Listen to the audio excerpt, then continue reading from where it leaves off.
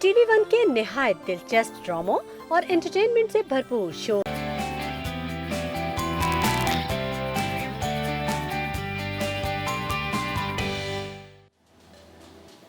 अस्सलाम वालेकुम, good morning. मैं हूँ अलवीना और मेरे साथ मौजूद है मेरी को होस्ट वर्दा।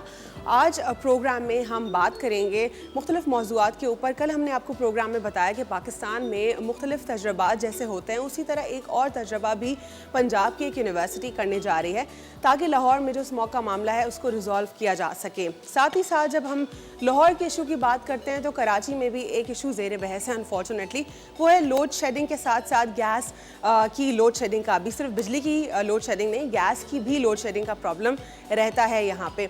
कराची में बहुत सारे ऐसे इलाके हैं जहाँ पे गैस की लोड शेडिंग जो है वो बरकरार है। कोई एक पर्टिकुलर एरिया नहीं है बल्कि बहुत सारे इलाके हैं जहाँ पर ये मामला देखा जा रहा है। इसके कॉन्सिक्वेंसेस क्या सामने आ रहे हैं? वो कॉन्सिक्वेंसेस ये हैं कि लोग एलपीजी की तरफ जाने पर मजबूर हैं। अब एलपीजी की तरफ जाना यानी एक बहुत बड़ा हैज़र्ड है, ये ख़तरा है जो कि आपकी जान भी ले सकता है, जानलेवा हो सकता है। साथ ही बहुत ज़्यादा जो है महंगा भी है और इकोनॉमिकल बिल्कुल भी नहीं है। लोग इसको इस्तेमाल करें क्योंकि लोगों के पास कोई और इसका जो है ऑल्टरनेट मौजूद नहीं है। जी वर्दा। जी बिल्कुल, सबसे पहले तो मेरी तरफ से सबको अस्सलाम वालेकुम पाकिस्तान। आप सब लोग कैसे हैं? और उम्मीद करती हूँ सब लोग खैरियत से होंगे। थोड़ी बहुत परेशानियाँ जो हैं, जैसे कि मेरी दोस्त ने शेयर की आप लोगों के साथ कि हमें कुछ मसाइल का सामना है, जिसमें जो है वो एलपीजी यानी कि गैस नहीं आ रही है, हमें एलपीजी की तरफ जाना पड़ रहा है, यानी कि गैस सिलेंडर्स जो हैं वो घर में रखने पड़ रहे हैं।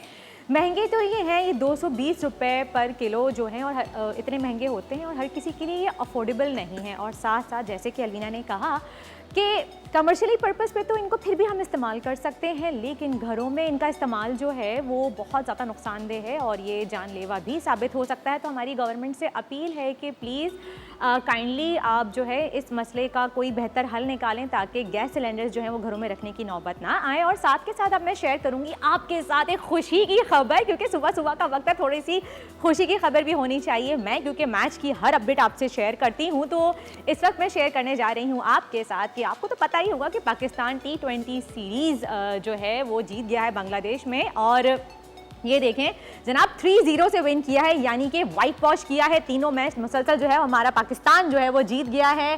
पिक्चर्स आप देख सकते हैं, तो ये गो ग्रीन्स, ज़बरदस्त। तो अच्छा वर्दा, परफॉर्मेंस पाकिस्तान की बहुत अच्छी रही है। मोहम्मद रिजवान जो है वो प्लेयर ऑफ द सीरीज़ रहे और बड़ी ही खुशी की बात है कि ज़बरदस्त, हमें बड़ा अच्छा लगता है। जी अलवीना, आपने कुछ कहा? जी मैं ये कह रही थी कि पाकिस्तान की क्रिकेट में कुछ अरसे से परफॉर्मेंस बहुत अच्छी जा रही है और लोग बहुत खुश हो रहे हैं ये देख के। माशाल्लाह, बिल्कुल। मैं जब से वर्ल्ड कप स्टार्ट हुआ तब से हम जो है वो शेयर कर रहे हैं इन चीज़ों को और अच्छा लग रहा है। पता है, एक दोबारा से पाकिस्तानी क्रिकेट टीम जो है उन्हें दोबारा से नेशन को जो है ना यूनाइट कर दिया एक दूसरे के साथ ना, और हम सब इंजॉय करके खुशी से जो है वो मैच देखते हैं। और अब आगे बढ़ूँगी मैं, थोड़ा सा कुछ एक मज़ेदार कुछ यादें जो है मैं ताज़ा करना चाहूँगी आप लोगों के साथ कि आज पाकिस्तानी फ़िल्म इंडस्ट्री का एक बहुत ही मायानाज सितारा हमसे बिछड़ गया था। यानी कि आज 23 नवंबर 1983 के दिन वो मायानाज सितारा हमसे बिछड़ गया था। और वो मायानाज सितारा कोई और नहीं, जिनको चॉकलेट हीरो के नाम से जाना जाता है, हमारी फ़िल्मी तारीख़ का एक लाजवाल सितारा जिनका नाम है वहीद मुराद साहब। इनकी फ़िल्मों से हम सब वाकिफ़ हैं, सभी इनकी फ़िल्मों को बहुत शौक़ से देखते हैं। ये देखें, आप देख सकते हैं स्क्रीन पे भी, इनकी 123 फ़िल्मों में इन्होंने अपनी अदाकारी के जो हैं वो जौहर दिखाए। 11 फ़िल्मों में जो हैं बतौर फ़िल्म साज इन्होंने जो हैं वो पेश की। और लेकिन अफसोस के साथ ये मायानाज सितारा बहुत ही जल्द हमसे जो है वो बिछड़ गया। सिर्फ 45 साल की उम्र में ही हमसे बिछड़ गए। इनकी अदाकारी के सब बहुत बड़े फ़ैन तो थे, लेकिन साथ ही साथ इनके गाने जो हैं वो सुपर डुपर हिट थे। और आज भी हमारी ये जो आज की नस्लें हैं हमारी, ये भी इनके गानों की बहुत बड़ी फ़ैन है। इनके मशहूर गानों में कुछ गाने हैं, कोको कोरीना, जो मुझे भी गाना बड़ा पसंद है। इनफैक्ट मैं खुद जो है वहीद मुराद साहब की बहुत बड़ी फ़ैन हूँ। इनके तमाम गाने, चाहे वो कोको कोरीना हो या फिर हो मुझे तुम नज़र से भुला ना सकोगे और बहुत अच्छे अच्छे गाने थे। अलवीना, आपको कोई गाना पसंद है इनका? नहीं, मुझे कोई गाना याद नहीं है, लेकिन कोको कोरिना तो ऑब्वियसली बहुत बहुत अच्छा पॉपुलर गाना है, इसके रीमेक्स बहुत बनते रहे और everybody is familiar with that. Exactly. और एक इनका गाना है जो बहुत ज़्यादा मशहूर है, जिसमें अक्सर हम गा रहे होते हैं, हम कोई नॉर्मली दोस्तों में भी जाना ना तो हम कहते हैं अकेले न जाना, हाँ, ये भी बहुत हमसे दफा remake छोड़कर पर तुम। गया है। बहुत ही ज़बरदस्त गाना है। और आपको पता है अलवीना, ये अब इनको चॉकलेट हीरो क्यों कहा जाता था? नहीं, क्योंकि एक तो इनकी रोमांटिक एक्टिंग बहुत ज़्यादा फेमस थी, और इनकी बादामी आँखें और इनका जो स्टाइल था ना, वो इनके ब्रिटिश कॉम्प्लेक्शन इनके, और बहुत ही इनका एक अंदाज़ ही अलग था। और आपको पता है जब ये गाने, इनका जो मुनफरिद अंदाज़ था जिसकी वजह से ये बहुत ज़्यादा पॉपुलर थे, इनका गानों को फिल्माने का तरीका बहुत अलग था। ये यूजुअली जो है ये गानों में ऐसे नहीं नॉर्मल कि कैमरा रखा सामने और एक्टिंग शुरू कर दी, नहीं, ये कैमरामैन से कहते थे मैं एक्टिंग करके आगे आगे चलूँगा, तुम कैमरा लेके मुझे फॉलो करो। तो ये इस तरह से जो है ये अपने गानों को जो है वो फिल्माते थे, और जो कि इनकी एक मुनफरिद अंदाज़ था। तो जनाब, हमारी आज की जनरेशन हो या पहले की जनरेशन हो, आज भी जो है वो वहीद मुराद साहब का नाम हर जगह मशहूर है। चंद अल्फाज मैं कहना चाहूँगी, हर एक फ़र्द से सुनोगे तुम दास्तां हमारी, हम वो हैं जो हर महफिल में दोहराए जाएंगे।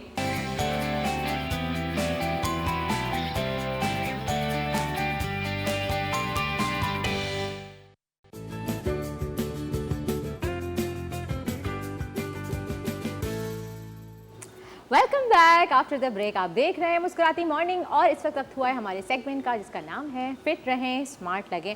हर कोई फिट और स्मार्ट लगना चाहता है, लेकिन बहुत सी टेक्निक्स होती हैं, कुछ थोड़ी सी मेहनत करनी पड़ती है, वर्कआउट्स होते हैं, खाने पीने का ख्याल रखना पड़ता है, लेकिन कहीं ना कहीं हम जो है वो इस चीज़ को इग्नोर कर देते हैं और फिर हम कहते हैं कि भाई हम फिट नहीं लग रहे। तो जनाब, आज इस टॉपिक पे हमारे साथ बात करने के लिए जो मौजूद हैं वो हैं हमारी फिटनेस ट्रेनर सुबीता। अस्सलाम वालेकुम। अस्सलाम वालेकुम, कैसे हैं आप? मैं बिल्कुल ठीक, आप कैसी हैं सुबीता? अल्लाह का शुक्र है। सुबीता, मुझे ये बताइए, आज हम बात करेंगे, एक तो हम फिटनेस की बात तो करते हैं, लेकिन सैगिंग स्किन जो होती है वो बहुत प्रॉब्लम होती है, स्पेशली फीमेल्स का बहुत बड़ा इशू होता है। तो सैगिंग स्किन क्यों होती है? ज़्यादा फैटी ऑयल, जंक फूड्स खाने से, और जो ख़वातीन यूजली जो घर पे होती हैं उनकी ये होती है क्योंकि उन्हें कोई काम नहीं होता, कोई उनकी एक्टिविटीज़ नहीं होती, वो ज़्यादातर घर पे ही रहती हैं, और वो समझती है कि अगर हम घर का काम कर लेते हैं यही हमारे लिए जो है ना एक्सरसाइज हो गई है, और यही हमारी जो एक्टिविटीज़ हैं तो हम इसी से फिट रहेंगे। ऐसा बिल्कुल नहीं है। हमें जिम या फिर हमें जिम ज्वाइन नहीं कर सकते, नहीं जा सकते, तो हमें घर पे भी ये चीज़ हम एक्टिविटीज़ कर सकते हैं वर्कआउट्स वाली। तो आर्म्स जो होते हैं हमारे, उसमें ज़्यादा सैगी स्किन हो जाती है, आर्म्स की, थाइस की, तो इसको कैसे हम इसके लिए वर्कआउट्स होते हैं, प्रॉपर वर्कआउट्स के साथ एक डाइट प्लान भी होता है। डाइट में हम लोग ज़्यादा कार्ब्स इनटेक करते हैं, और ज़्यादा कार्ब्स खाने से ही जो है फैट बनता है, तो उसी से जो है हमारी स्किन जो है सगी होती है। तो आपको क्या लगता है कि आप सैगी स्किन को किस तरह से वर्कआउट के जरिए, कौन कौन से ऐसे वर्कआउट्स हैं, कुछ टिप्स आप देना चाहेंगी हमें? बिल्कुल देना चाहूँगी। स्क्वाट्स होते हैं, क्रंचीज़ होते हैं, बेसिक वर्कआउट जितने भी है ये सारी स्किन टाइट के है। जैसे हम मैंने बताया कि डाइट बहुत इंपॉर्टेंट है, क्योंकि 70-80% हमारी बॉडी के लिए डाइट वर्क करती है, देन 30 to 20% वर्कआउट होता है, तो दोनों इक्वल रखने चाहिए हमें। ठीक, दोनों इक्वल, यानी डाइट का प्रोपोर्शन बहुत ज़्यादा मैंडेटरी होता है। लोग ये इग्नोर करते हैं, लोगों को लगता है कि वर्कआउट करें तो ये काफ़ी है, और डाइट नहीं करें। डाइट मोस्ट इम्पॉर्टेंट है। एग्जैक्टली अच्छा, जिस तरह आप बता रही हैं कि कार्ब्स का इंटेक जब ज़्यादा होता है तब आपकी बॉडी में ऑब्वियसली फैट भी ज़्यादा होती है और स्किन सैगी भी होती है। लेकिन बहुत सारे ऐसे लोग होते हैं जो बहुत पतले लग रहे होते हैं, और उनकी डाइट में अगर आप उनसे पूछें कार्ब्स का प्रोपोर्शन इतना नहीं होता, फिर उनकी स्किन क्यों सैगी लग रही होती है, ख़ास तौर पे यहाँ आर्म्स से? उनमें ये होता है कि वो ज़्यादा ऑयली फूड नहीं खाते होंगे, या फिर वो उनकी एक्टिविटीज़ कुछ की ऐसी होती हैं कि उनको फूड जो है डाइजेस्ट हो जाता है, तो उनकी बॉडी पे इस वजह से जो है ये नहीं होता। अच्छा, बॉडी मैकेनिक्स डिफरेंट हो सकती है इसीलिए। बिल्कुल। तो सुबीता, ये क्या ज़रूरी है कि अगर आप पहले आपका वेट ज़्यादा हो और उसके बाद जब आपने वेट लॉस किया हो तो ही स्किन आपकी सैगी हो, या फिर आपके नॉर्मल जो लोग पतले होते हैं उनकी भी स्किन सैगी होती है ना? डाइट पे ही सारा आता है कि डाइट, ये ऑल अबाउट डाइट। वर्कआउट से भी ज़्यादा इम्पोर्टेंट डाइट है इसमें। जैसे कि मैंने बताया 70-80% डाइट वर्क करती है, देन 30% वर्कआउट करता है। तो वर्कआउट के साथ साथ कुछ ऐसी ड्रिंक्स वगैरह भी हैं जो हमें लेनी चाहिए जिससे हमारी स्किन टाइट हो सके? डिटॉक्स होते हैं, लाइक जिंजर मिंटस वाले डिटॉक्स आजकल बहुत लोग पीते हैं। इसके अलावा लेमन हनी वाटर हम ले सकते हैं अर्ली मॉर्निंग एम्प्टी पेट, उससे बहुत स्किन टाइट रहती है। और इसके अलावा वर्कआउट अर्ली मॉर्निंग अगर आप रनिंग वॉक करें तो वो बहुत बेस्ट है। उससे एक तो आपकी स्ट्रेंथ अच्छी रहती है, दूसरा आपकी बॉडी थोड़ी स्ट्रॉन्ग रहती है, स्ट्रेंथ अच्छी रहती है। ठीक, और ये भी ज़रा बता दें, जिस तरह आप बता रही हैं कि हर बॉडी मैकेनिक्स अलग होती हैं, तो जिन लोगों की आप कह रही हैं कि उनका मेटाबॉलिज्म बहुत एक्टिव होता है, तो वो क्या करें फिर? क्योंकि अगर वो कार्ब्स नहीं ले रहे ताकि उनका वेट पुट ऑन ना हो, और फिर दूसरी तरफ उनकी डाइट भी अच्छी है, वो काफ़ी थिन है लेकिन उनकी स्किन सैगी है, उनको ये है कि उनको प्रोटीन ज़्यादा लेना चाहिए ताकि उनकी बॉडी में जो है वीकनेस ना हो। कार्ब्स तो वो ले रहे हैं, जैसे कोई अगर एक रोटी यानी खा रहा गुड है तो कार्ब्स वो ले रहे हैं, half कर बैड दे। कार्ब्स को अवॉइड कर रहे हैं। कार्ब्स लें बट पोर्शन कंट्रोल करके, जैसे एक रोटी खा रहे हैं हाफ कर लें, और उसके साथ जो है प्रोटीन लाजमी इनटेक करें। प्रोटीन में आप एग ले सकते हैं, फ़िश ले सकते हैं, चिकन ले सकते हैं, और हो सके तो बीफ मटन भी यूज़ कर सकते हैं। ठीक, बट ग्रिल्ड। करेक्ट। हम आपसे जो है कुछ चाहेंगे कि आप टिप्स भी शेयर करें, वर्कआउट भी करके दिखाएं, लेकिन एक ब्रेक लेंगे, ब्रेक के बाद प्रोग्राम का सिलसिला जारी रखते हैं आफ्टर शॉर्ट ब्रेक।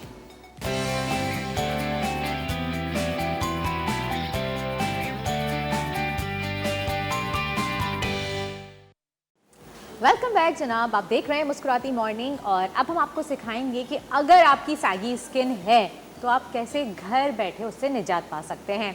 सुबीता हमें बताएंगी कुछ वर्कआउट्स। जी सुबीता, स्टार्ट करें। जी, आप पूछिए। आप सबसे पहले बताइए कि आर्म्स के लिए, जो सैगी आर्म्स हो जाते हैं, उसके लिए कौन सा वर्कआउट बेस्ट है? सैगी आर्म्स के लिए फ़र्स्ट तो होता है ओवरहेड डंबल। ठीक है, इस पोजीशन में हम बैलेंस इक्वल करने के लिए वन लेग फॉरवर्ड कर सकते हैं, कुछ इस तरह। Elbow should be lock, elbow को बिल्कुल लॉक रखते हुए up and down, all the way up and down.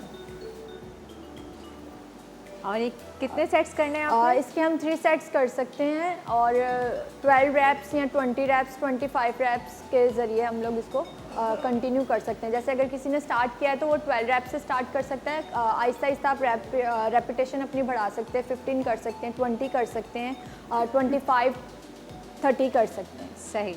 इसके साथ आप वेट के साथ भी कर सकते हैं। जैसे जो ख़वातीन घर पे होती हैं, उनके पास डंबल्स वगैरह अवेलेबल नहीं होते, तो वो अपनी इस तरह की कुछ वाटर बॉटल्स ले सकते हैं, उसके साथ भी मूवमेंट्स कर सकते हैं।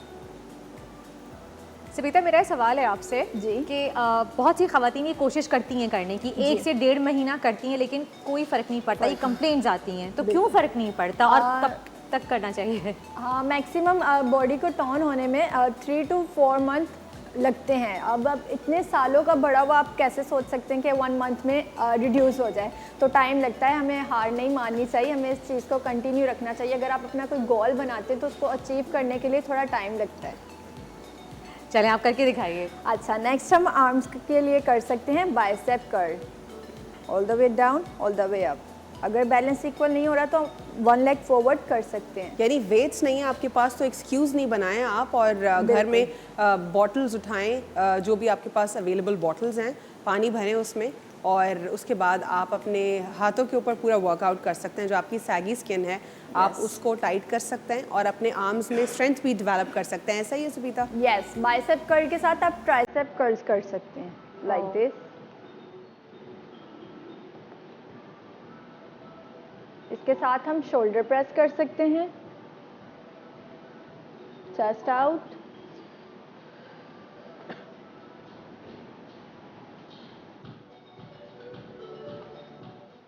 इसके साथ fourth one, round round. Round.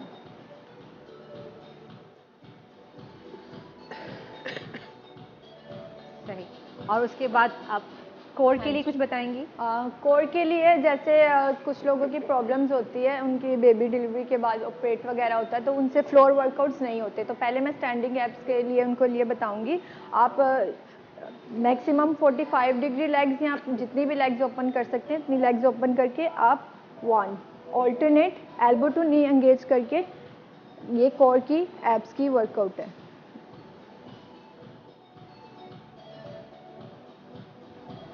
ये भी आप 25 to 20 रैप से स्टार्ट कर सकते हैं। ये बहुत अच्छी वर्कआउट है। जिनके पेट के इश्यूज होते हैं, उनसे फ्लोर वर्कआउट नहीं होते, वो स्टैंडिंग कर सकते हैं। और देन ऑब्लिक्स के लिए, साइड फैट के लिए हम ये थाइस के लिए बता रही हैं आप? नहीं नहीं, ये साइड ऑब्लिक्स अच्छा, के लिए, sides साइड के लिए, ऑब्लिक्स के लिए, ठीक है। और इसके अलावा जो लेडीज़ फ्लोर पे कर सकती हैं उनके लिए मैं ये बताऊंगी, लोअर बैक में थोड़ा सा स्पेस छोड़ना है, इसको उठते हुए फील करना है लाइक दिस। आप नीचे जब जाएंगे फ्लोर पे, आपको नोज से ब्रीथ इन करना है।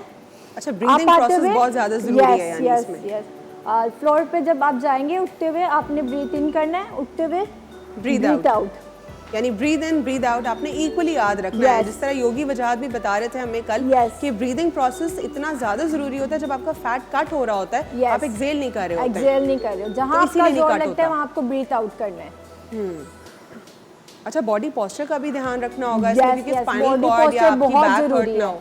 है। इससे बैक इशू भी हो जाता है कि ये अपनी नेक को पुश कर रहे होते हैं, उनका कोर पे प्रेशर नहीं आता। कोर पे क्यों प्रेशर नहीं आता? बिकॉज वो नेक यूज कर रहे होते और हैं। उससे आपकी स्पाइन पे इफेक्ट जब आप पूरा उठेंगे तब आपका कोर पे यानी अपर आपको engage पूरा होगा। अपना अपर मूव करना Yes, है, upper यहाँ move पे आपने नेक के ऊपर बोझ नहीं डालना। बेसिक लोग क्रंचेस इस वजह से सही नहीं होते उनके, इस वजह से उनके कोर पे प्रेशर नहीं आ रहा होता, क्योंकि वो सिर्फ गर्दन मूव करते हैं, लोअर बैक से पूरा प्रॉपर नहीं उठते। सही। और इसके साथ थाइस और कोर के टाइटलिंग के लिए सैगिस जिनकी स्किन है, मैं उनको ब्रिज पॉज गाइड करूँगी, सजेस्ट करूँगी। ये बहुत इफेक्टिव है।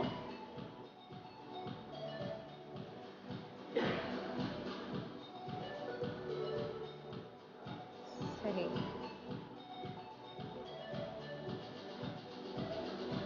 और कुछ मैं गाइडलाइन दूंगी हैमस्ट्रिंग के लिए। जैसे कुछ लोगों का जो है हिप और थाइस बहुत ज़्यादा होते हैं, उनकी टाइटलिंग के लिए मैं बताऊंगी स्क्वाट पोजीशन, ठीक है। हिप से डाउन जाना है, मैक्सिमम आप जितना डाउन जा सकते हैं। स्टार्टिंग में अगर आप करेंगे तो आपसे ज़्यादा डाउन नहीं जाया जाएगा, तो आप 50 डिग्री से स्टार्ट कर सकते हैं।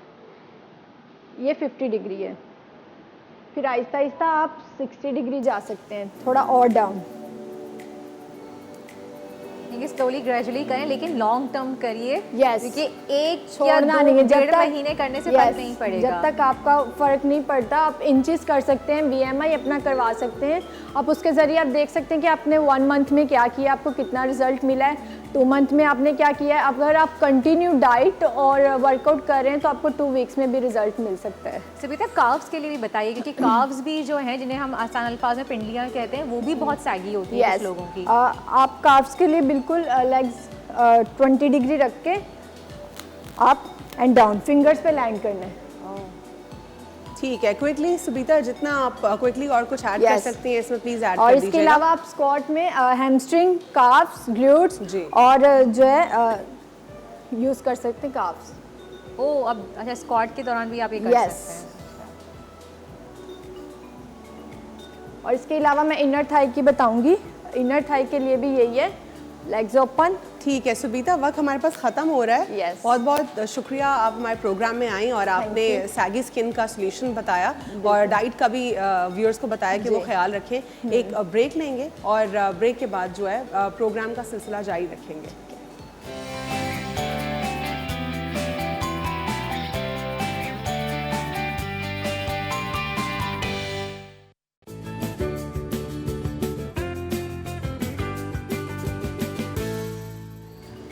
वेलकम बैक जनाब, वापस आ गए हैं हम ब्रेक से। और जैसे कि आपने देखा कि वक्त हुआ है हमारे सेगमेंट हुस्न का राज का।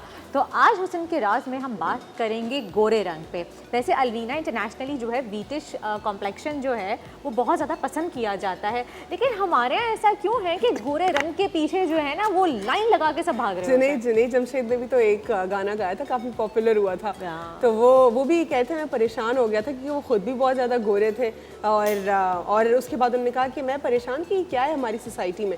मैं तो इसके ऊपर बात करूंगी कि ऑब्वियसली हमारे रिलीजन में जब ये कहा गया है कि गोरे को काले के ऊपर बर्तरी नहीं है और काले को गोरे के ऊपर बर्तरी नहीं है, तो स्किन तो ये सब्जेक्ट ही नहीं जिस पर हम डिबेट करें, लेकिन सबकी अपनी फिर चॉइसेस भी होती हैं। लेकिन आपकी जो स्किन है आप उसमें कंफर्टेबल रहें और खुश रहें, क्योंकि जो अल्लाह ने आपको दी। हाँ, ये मैं कहूँगी कि आप अपने आप को ग्रूम कर सकते हैं और ग्रूमिंग की तरफ जाएँ, जो आपका स्किन टोन है उसको अच्छा करने की कोशिश और करें। जो भी आपकी स्किन है उसको कोशिश करें कि वो फ्रेश फ्रेश लगे, ग्लो आए। ज़रूरी नहीं कि आपका कॉम्प्लेक्शन आप उस चक्कर में लगे रहें कि आप डिफरेंट किस्म की क्रीमें इस्तेमाल करें कि आप गोरे हो जाएं। ज़रूरी नहीं कि गोरा होना, आपकी स्किन नेचुरली हेल्दी लगनी चाहिए, दिखने में अच्छी लगनी चाहिए। और आप समझ गए होंगे कि इस टॉपिक पे हमारे साथ बात करने के लिए आज कौन मौजूद है। आपकी फेवरेट, हम सबकी फेवरेट, जिनका आपको पूरे हफ्ते इंतजार रहता है। उनकी खुद भी अपनी माशाल्लाह बहुत प्यारी स्किन है, वो और तो गोरी तो है ही, माशाल्लाह। लेकिन प्यारी अगर भी है आपने रिवर्स एजिंग का नाम सुना है ना अलवीना, और रिवर्स एजिंग अगर आप लोगों ने देखनी है तो कैमरे यहाँ घुमाएं। अस्सलाम वालेकुम। सलाम। क्या हाल है, कैसे हैं आप लोग? और आपका जो है, जिस तरह वर्दा बताई थी कि व्यूअर्स आपका इंतज़ार करते हैं और उसी तरह हम भी आपका इंतज़ार करते हैं। ऑब्वियसली एक प्रोडक्टिव लर्निंग होती है हमारे लिए, और हम कोशिश करते हैं कि व्यूअर्स को हम कोई चीज़ सिखाएं भी, लेकिन उनको ये भी बताएं कि कितना आपने मॉडरेशन का ख्याल रखना है चीज़ों में, ज़्यादती नहीं करनी। ये तो बिल्कुल अलवीना आपने बिल्कुल सही बात की। असल में देखिए, ये प्रोग्राम करना या जितने भी प्रोग्राम्स होते, बाज़ औक़ात उससे गलत मैसेज भी चला जाता है। जैसे ना हमने हैमर कर दिया है ना, बार बार गोरा रंग गोरा रंग गोरा रंग। अब जिन्होंने गोरा रंग की हमें लत दी थी, अब उन्होंने अपने टैग लाइन चेंज कर रहे हैं। बिल्कुल हमारा दिमाग जा रहा है जिस तरफ आप लेके जा रही हैं कि भाई अब रंग मैटर नहीं करता, सबसे असल तो हमारा इनर सोल होता है। तो चलो वो तो लोगों को शायद समझ ना आए, लेकिन आपको जो अल्लाह गफूर रहीम ने कलर दिया है ना, उसी पे खुश रहें आप। बेहतर कर हम एग्जैक्टली यही बात कर रहे थे। हाँ बिल्कुल, आप लोगों की बात बिल्कुल बहुत अच्छी थी, इसीलिए मैं इसी को आगे बढ़ा रही हूँ कि उसको बेहतरी लाएं। हाँ, आपने जो उसके साथ ज्यादतियाँ की हैं वो ख़त्म हो जाए। जी बिल्कुल। डॉक्टर बिल्किस, मैं यहाँ पे आपसे सवाल करूँगी कि यूजली ग्लूटाथायोन की क्रीम्स भी आती हैं, लोग उसके टैबलेट्स भी यूज़ करते हैं, और जो मुख्तलिफ़ किस्म की क्रीमें इस्तेमाल करते हैं, तो उनके इस्तेमाल से या ग्लूटाथायोन के इस्तेमाल से कि एक ज़्यादा लंबे अरसे तक के लिए आपका कॉम्प्लेक्शन जो है वो फेयर हो जाता है, या फिर कुछ अरसे के लिए ही होता है? देखिए, ग्लूटाथायोन इसी तरह है जैसे शुगर की टैबलेट, जब तक आप लोग लोगे तो सही रहेगा। ग्लूटा बहुत अच्छा एंटीऑक्सीडेंट है, बेहतरीन एंटीऑक्सीडेंट है, और नंबर 1 या नंबर 2 इस तरह के एंटीऑक्सीडेंट है। मगर हमें याद रखना चाहिए कि ग्लूटा डिस्कवर कैसे हुआ है। ग्लूटा डिस्कवर कैंसर पेशेंट की वजह से हुआ है, ठीक है। अच्छा, आप जो अगर इसमें भी इंजेक्शंस के भी होते हैं कि कौन सा इंजेक्शन आप ले रहे हैं, विटामिन सी के साथ ले रहे हैं, ये एक बहुत बड़ी जी फील्ड है, एक फील्ड है। लेकिन इसके इंजेक्शंस आपको लेते रहने पड़ेंगे। मेरे पास भी अगर आके कोई बोलता है तो मैं कहती हूँ अव्वल तो ये मेरा काम नहीं, इंजेक्शंस मेरा काम नहीं, मैं नेचुरोपैथ हूँ। ग्लूटा तो बहुत सारी चीज़ों से निकलता है, एस्परेगस से निकलता है, हमारे जैसे सफ़ेद मौसली उससे निकलता है, अनार के फूलों से निकलता है, नेचुरली भी हम करते हैं, लेकिन इसके साइड इफेक्ट्स, छोटी इलायची से निकलता है। साइड इफ़ेक्ट देखिए बेटा, जब वर्दा अगर मुझे कैंसर नहीं है और मैं उसकी दवा ले रही हूँ, एंटीऑक्सीडेंट वो उसके लिए था ना, उसी के लिए था, तो कुदरत का एक निज़ाम है, might be possibilities are there.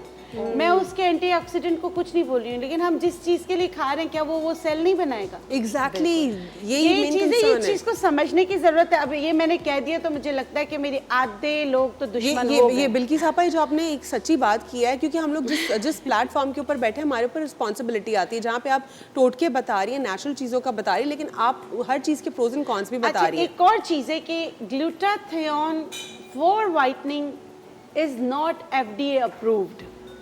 अच्छा, FDA अप्रूव्ड नहीं है। और बहुत सी ऐसी वाइटनिंग क्रीम्स आती हैं वो भी FDA अप्रूव नहीं होती हैं। वो FDA, देखिए क्रीम्स तो आप सुपरफिशियल लेयर पे लगाते हो, 3 लेयर्स पे लगाते हो। देखिए आप ग्लूटा की अगर आप वो क्रीम्स लगाओ बहुत अच्छी हैं, अच्छा, क्योंकि वो नेचुरल है, सही है। वो आपकी 3 सुपरफिशियल, किसी भी क्रीम की इतनी हिम्मत नहीं कि वो 7 लेयर्स डीप लेयर्स में जाए, अनलेस और अनटिल कि उसमें कोई वो मरकरी जो डालते हैं वो तो करती है ना। अब जो मरकरी या स्टेरॉइड्स कुछ ऐसी होती हैं जो उसमें 1% या 0.01% मिलाया हुआ होता है, वो आपकी स्किन को थिनिंग करना शुरू कर देती है। मैंने आप लोग को काफ़ी दफ़ा एजुकेट किया है, कोई भी चीज़ आप लगाएं, आपकी स्किन रेड हो तो इसका मतलब है घंटी बज रही है, बस कर दो, बस कर दो। आप लोग नहीं करते हो, वो रेड होती है, फिर वो डार्क होती है, फिर वो मलाजमा हो जाता है, फिर वो छाइयाँ बन जाती हैं। ये याद रखना चाहिए, क्योंकि देखिए आप कोई भी ऐसी मेडिकेटेड क्रीम लगाते हैं जो रेडनेस करती हैं, और अगर आप अपने डॉक्टर से पूछते हैं, बहुत सारी ऐसी क्रीम्स होती हैं जो आपको हो सकता है कि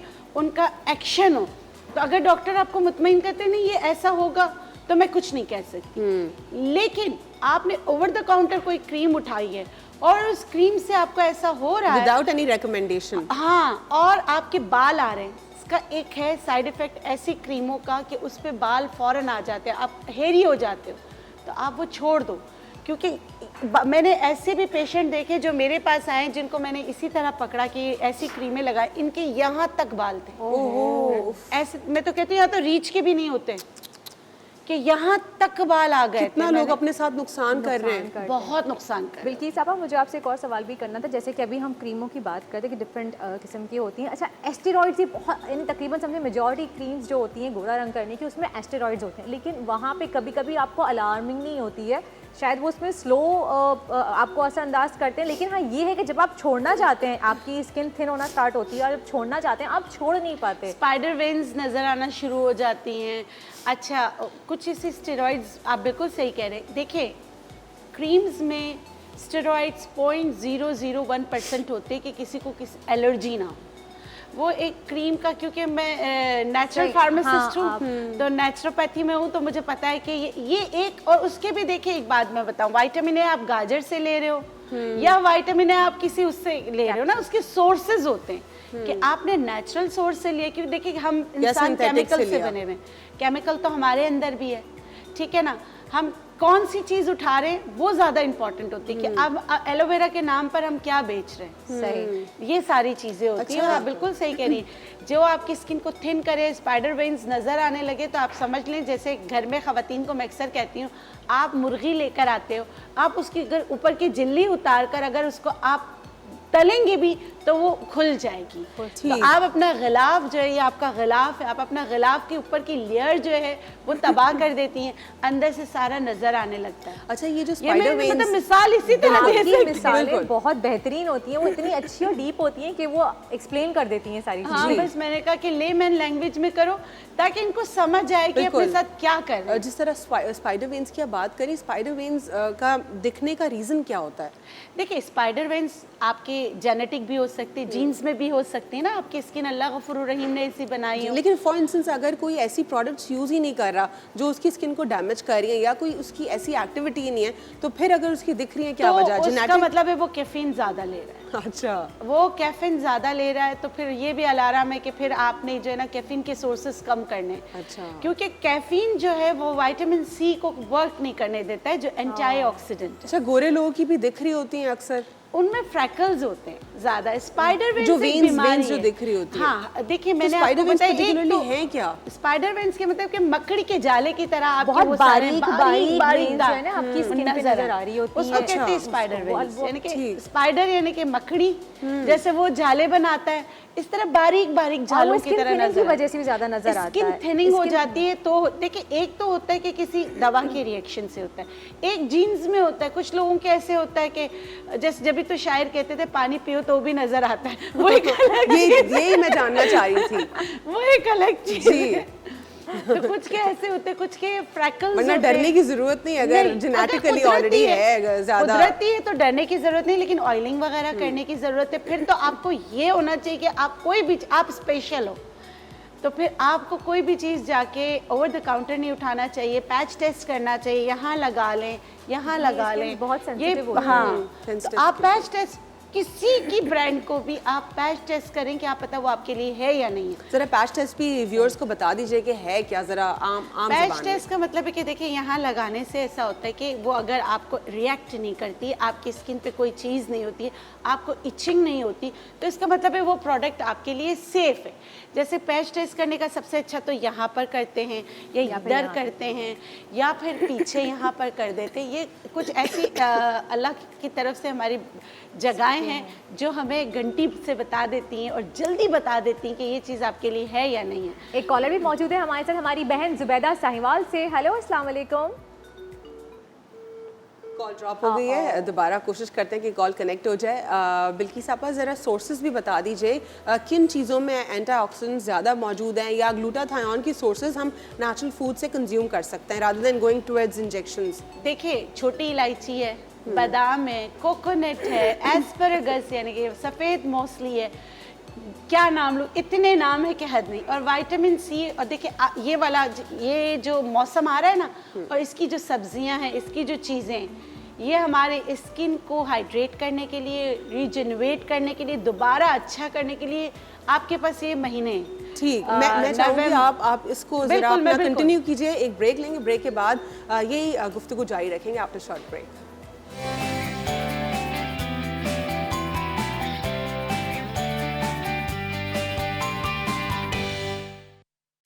जी जनाब, ब्रेक से वापस आ चुके हैं हम और अब बिल्किस आपा हमें बताएंगी कुछ रेमेडीज़ कि किस तरह से आप अपनी स्किन को फेयर और ग्लो कर सकते हैं और हेल्दी कर सकते हैं। और जो आपसे वादा किया था कि मलाजमा, झाइयाँ, छाइयाँ, घर की किचन टिप्स आज मैं आपको बता रही हूँ, वो आपकी बहुत मदद करती हैं।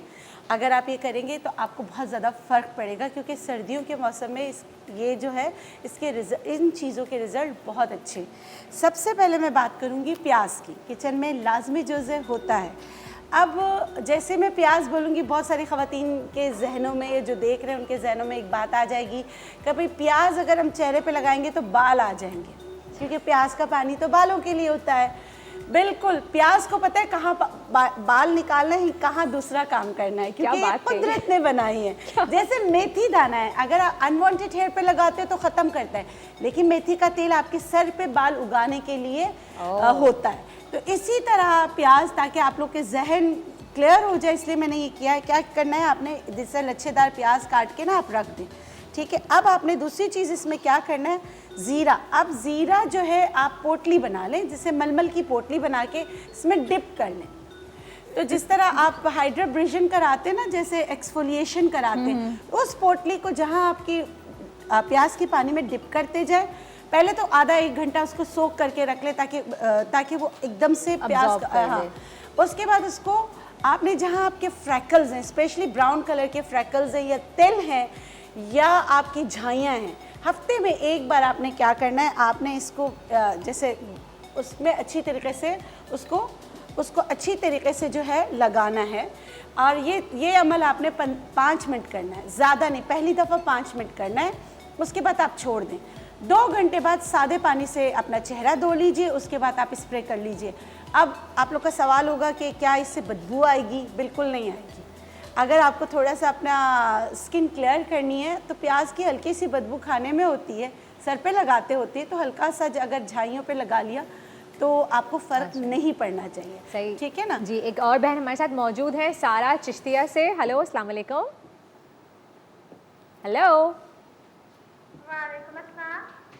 वालेकुम अस्सलाम जी। सारा जी, डॉक्टर बिल्किस साहिबा से सवाल है। जी जी सारा, बात कीजिए, क्या सवाल है आपका? कि ना मुझे कब्ज़ बहुत ज़्यादा रहती है। मेरे 3 बच्चे हैं, 20 साल उम्र है मेरी। अच्छा, ठीक है, मैं आपको बता देती हूँ। आपने क्या करना है, सुबह उठ के जो एक गिलास दूध पीना है, उसमें गर्म दूध में 1 बड़ा चम्मच मक्खन का डालकर पीना है, ठीक है। और नाफ में रोज़ाना रात सोने से पहले 3 से 4 कतरे कैस्टर ऑयल डालना है।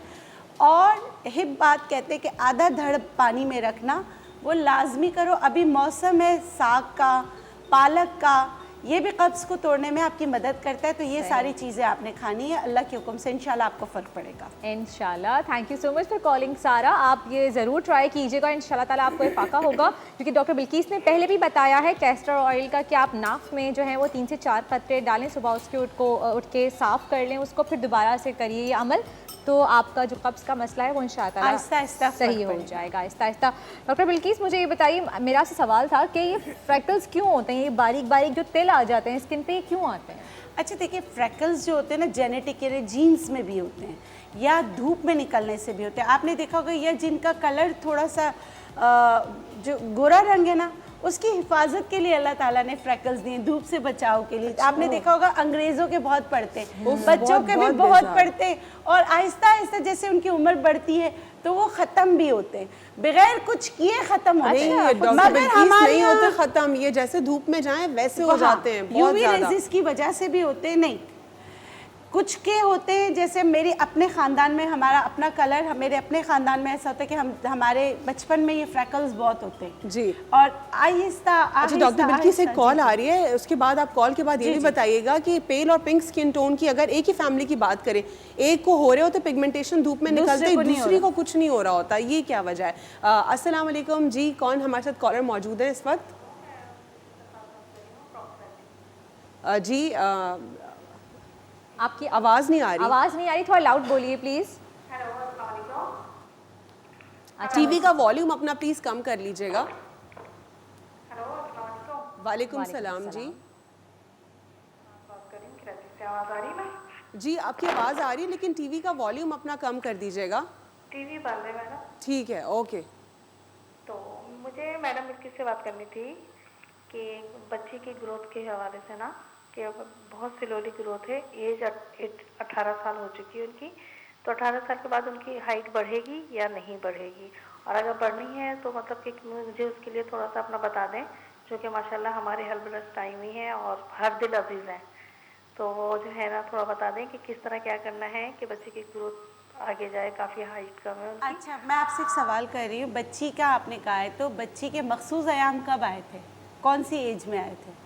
कॉल ड्रॉप हो चुकी है, लेकिन बिल्किस आप बता दीजिए कि हाँ, अगर हाँ, कि 18 साल की उम्र में अब तो इतना हो गया कि बढ़ सकती है एज। हमारी नेचुरोपैथी में 20 साल तक बढ़ सकती है। आपने रात को उसको जल्दी सुलाना है। ग्रोथ हार्मोन्स रिलीज होते हैं जैसे 7, 8, 9, ये टाइम होता है कि इस टाइम पे उनको जब सूरज गुरूब हो जाता है तो बच्चों को बिस्तर पर ले जाएं कि वो सो जाए, और सूरज तुलू होता है तब उनको उठाएं। अगर आपने ऐसा किया तो किसी दवा की ज़रूरत नहीं, इससे ग्रोथ हार्मोन्स रिलीज़ होंगे और इंशाल्लाह फ़र्क पड़ेगा। अच्छा, ग्रोथ हार्मोन को रिलीज़ करने में कौन सी चीज़ें मदद करती है? अजगन, नागोरी, काले तिल, और फिर आप इसमें मिश्री मिला लें। तीनों हम वज़न मिला लें और पीस कर पाउडर बना के रख लें। ये 1 चम्मच जो है आप दूध में डाल के दीजिएगा। बच्चे वैसे इसको पीते नहीं कि दूध में कड़वाहट है, हल्का सा ये, तो आप इसको उनको बोले पहले फाँक लें, थोड़े से पानी में मिलाकर दे दें, उसके ऊपर आप उनको दूध पिला दीजिएगा तो इंशाल्लाह फ़र्क पड़ेगा। सुबह शाम की और जगह। अब चलते हैं हमारी अगली रेमेडी की तरफ। जी बिल्किस साहब, आप अपनी अच्छा, नहीं, मैं आपके सवाल का जवाब देना चाहूंगी। चाहूंगी। बात भी कर लें। आपने कहा कि एक पेल स्किन है, और एक दोनों साथ- गोरे जी, हैं बहुत, दोनों। लेकिन एक को हो रही है पिगमेंटेशन धूप में जाते ही फौरन, और दूसरे को कुछ नहीं होता। ये होती है सेंसिटिविटी और ये होती है ग़िज़ा। दोनों तो एक दोनों की तो ग़िज़ा- ग़िज़ा एक ही होगी ना, एक ही दोनों फैमिली एक में। ग़िज़ा नहीं खाते होंगे, एक की इम्यूनिटी बहुत अच्छी होती होगी अच्छा। कि वो जो है ना कहीं पर जाए सही, तो दूसरी को चाहिए कि वो बहुत ज़्यादा विटामिन सी का और विटामिन ए का इस्तेमाल। कौन सी वाली जिसको पिगमेंटेशन हो जाती है? जिसको पिगमेंटेशन अच्छा, होती है, ठीक है। उसका मतलब है कि उसकी इम्यूनिटी को और स्ट्रॉन्ग करना है तो विटामिन सी का इस्तेमाल करें। और अब जल्दी से चलते हैं हमारी अच्छा, अगली दूसरी रेमेडी है कलौंजी और दूध। बहुत आसान है। आपने कलौंजी में दूध में कलौंजी जो है डाल 1 चम्मच कलौंजी, छोटा चम्मच चाय का बस, और 2 से 3 चम्मच दूध थे, आप इसमें भिगो कर रख लें। ये फूल जाएगा। फूलने के बाद जो है ना बिल्कुल ये दूध को समझ लें कि पी जाएगा। उसमें फिर आप इसको पीस लें। पीसने के बाद समझे आपकी क्रीम तैयार हो गई। अगर आपकी ड्राई स्किन है तो बादाम का तेल इसमें मिला लें। अगर आपकी नॉर्मल स्किन है आपको कुछ करने की ज़रूरत नहीं। ये आपकी नाइट क्रीम है, आप ये लगाएं, लेकिन आपने पीसना बिल्कुल टेल्कम पाउडर की तरह क्रीम बनानी है, क्योंकि कलौंजी में ऑयल होता है, वो ऑयल निकलेगा तो क्रीम की शक्ल इख्तियार कर लेगा। आप ये लगा के सोएं और आपको लगता है कि थोड़ा बहुत कुछ लेफ्ट ओवर है तो उसको झाड़ लें। लेकिन बिल्किस आपा, अगर ये जो आपने क्रीम बताई है ये तो हम अपने फेस पे लगा लेंगे, हाथों पैरों पे लगा लेंगे, लेकिन फिर पूरी बॉडी का कलर तो हमारा सेम स्किन का नहीं हो सकेगा ना, तो उसके लिए कुछ खाना भी ज़रूरी है। जैसे अभी बताया था कि फिर मैं एक नुस्खा बता देती हूँ। आपने अनार के फूल लेने, मिश्री लेनी है, बादाम लेनी है, छोटी इलायची। छोटी इलायची खोल के देखिएगा, उसके दाने काले होने चाहिए। ये चारों चीज़ें हम वज़न लेकर पाउडर बनाकर रख लीजिए। ये आपका वाइटनिंग ड्रिंक हो गया। अनार, छोटी अनार के इलायची, फूल। अनार के फूल, छोटी इलायची, मिश्री बादाम और ठीक। अच्छा सॉरी बादाम और और ये मिश्री। 4 चीज़ें। चार ये ज़रा इसका क्विक रिकैप भी दे दीजिएगा, लेकिन एक ब्रेक लेना है। ब्रेक के बाद कंटिन्यू करते हैं आफ्टर शॉर्ट ब्रेक।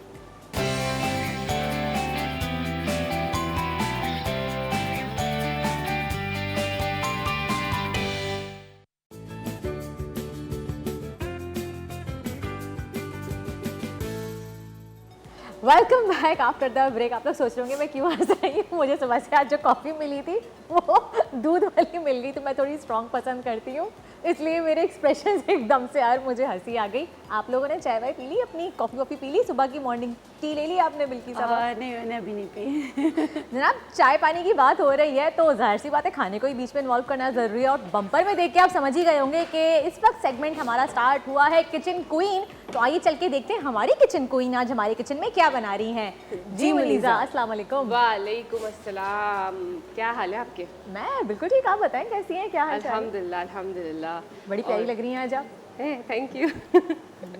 ये आपका प्यार है और थैंक यू सो मच। अच्छा, आज हम बना रहे हैं मुठिया कबाब, ठीक है? मुठिया तो कबाब? हाँ, थोड़ा सा हमने कहा ना थोड़ा डिफरेंट फ्राई का भी लेके आए, कुछ आप लोगों के लिए डिफरेंट अच्छा, कबाब ये लेके आए। है कहाँ का क्यूजीन, ये भी बता दें। देखिए ये कबाब जितने भी है ना, एक तो बहुत इसके पीछे हिस्ट्री ये भी है कि टर्की से आए हैं, उसके बाद जो है अफगान्स ने अडॉप्ट किया, इंडियंस ने अडॉप्ट किया, फिर मुगल्स ने इसमें बहुत ज़्यादा वेरिएशंस लेके आए, वो डिफरेंट डिफरेंट कबाब्स लेके आए।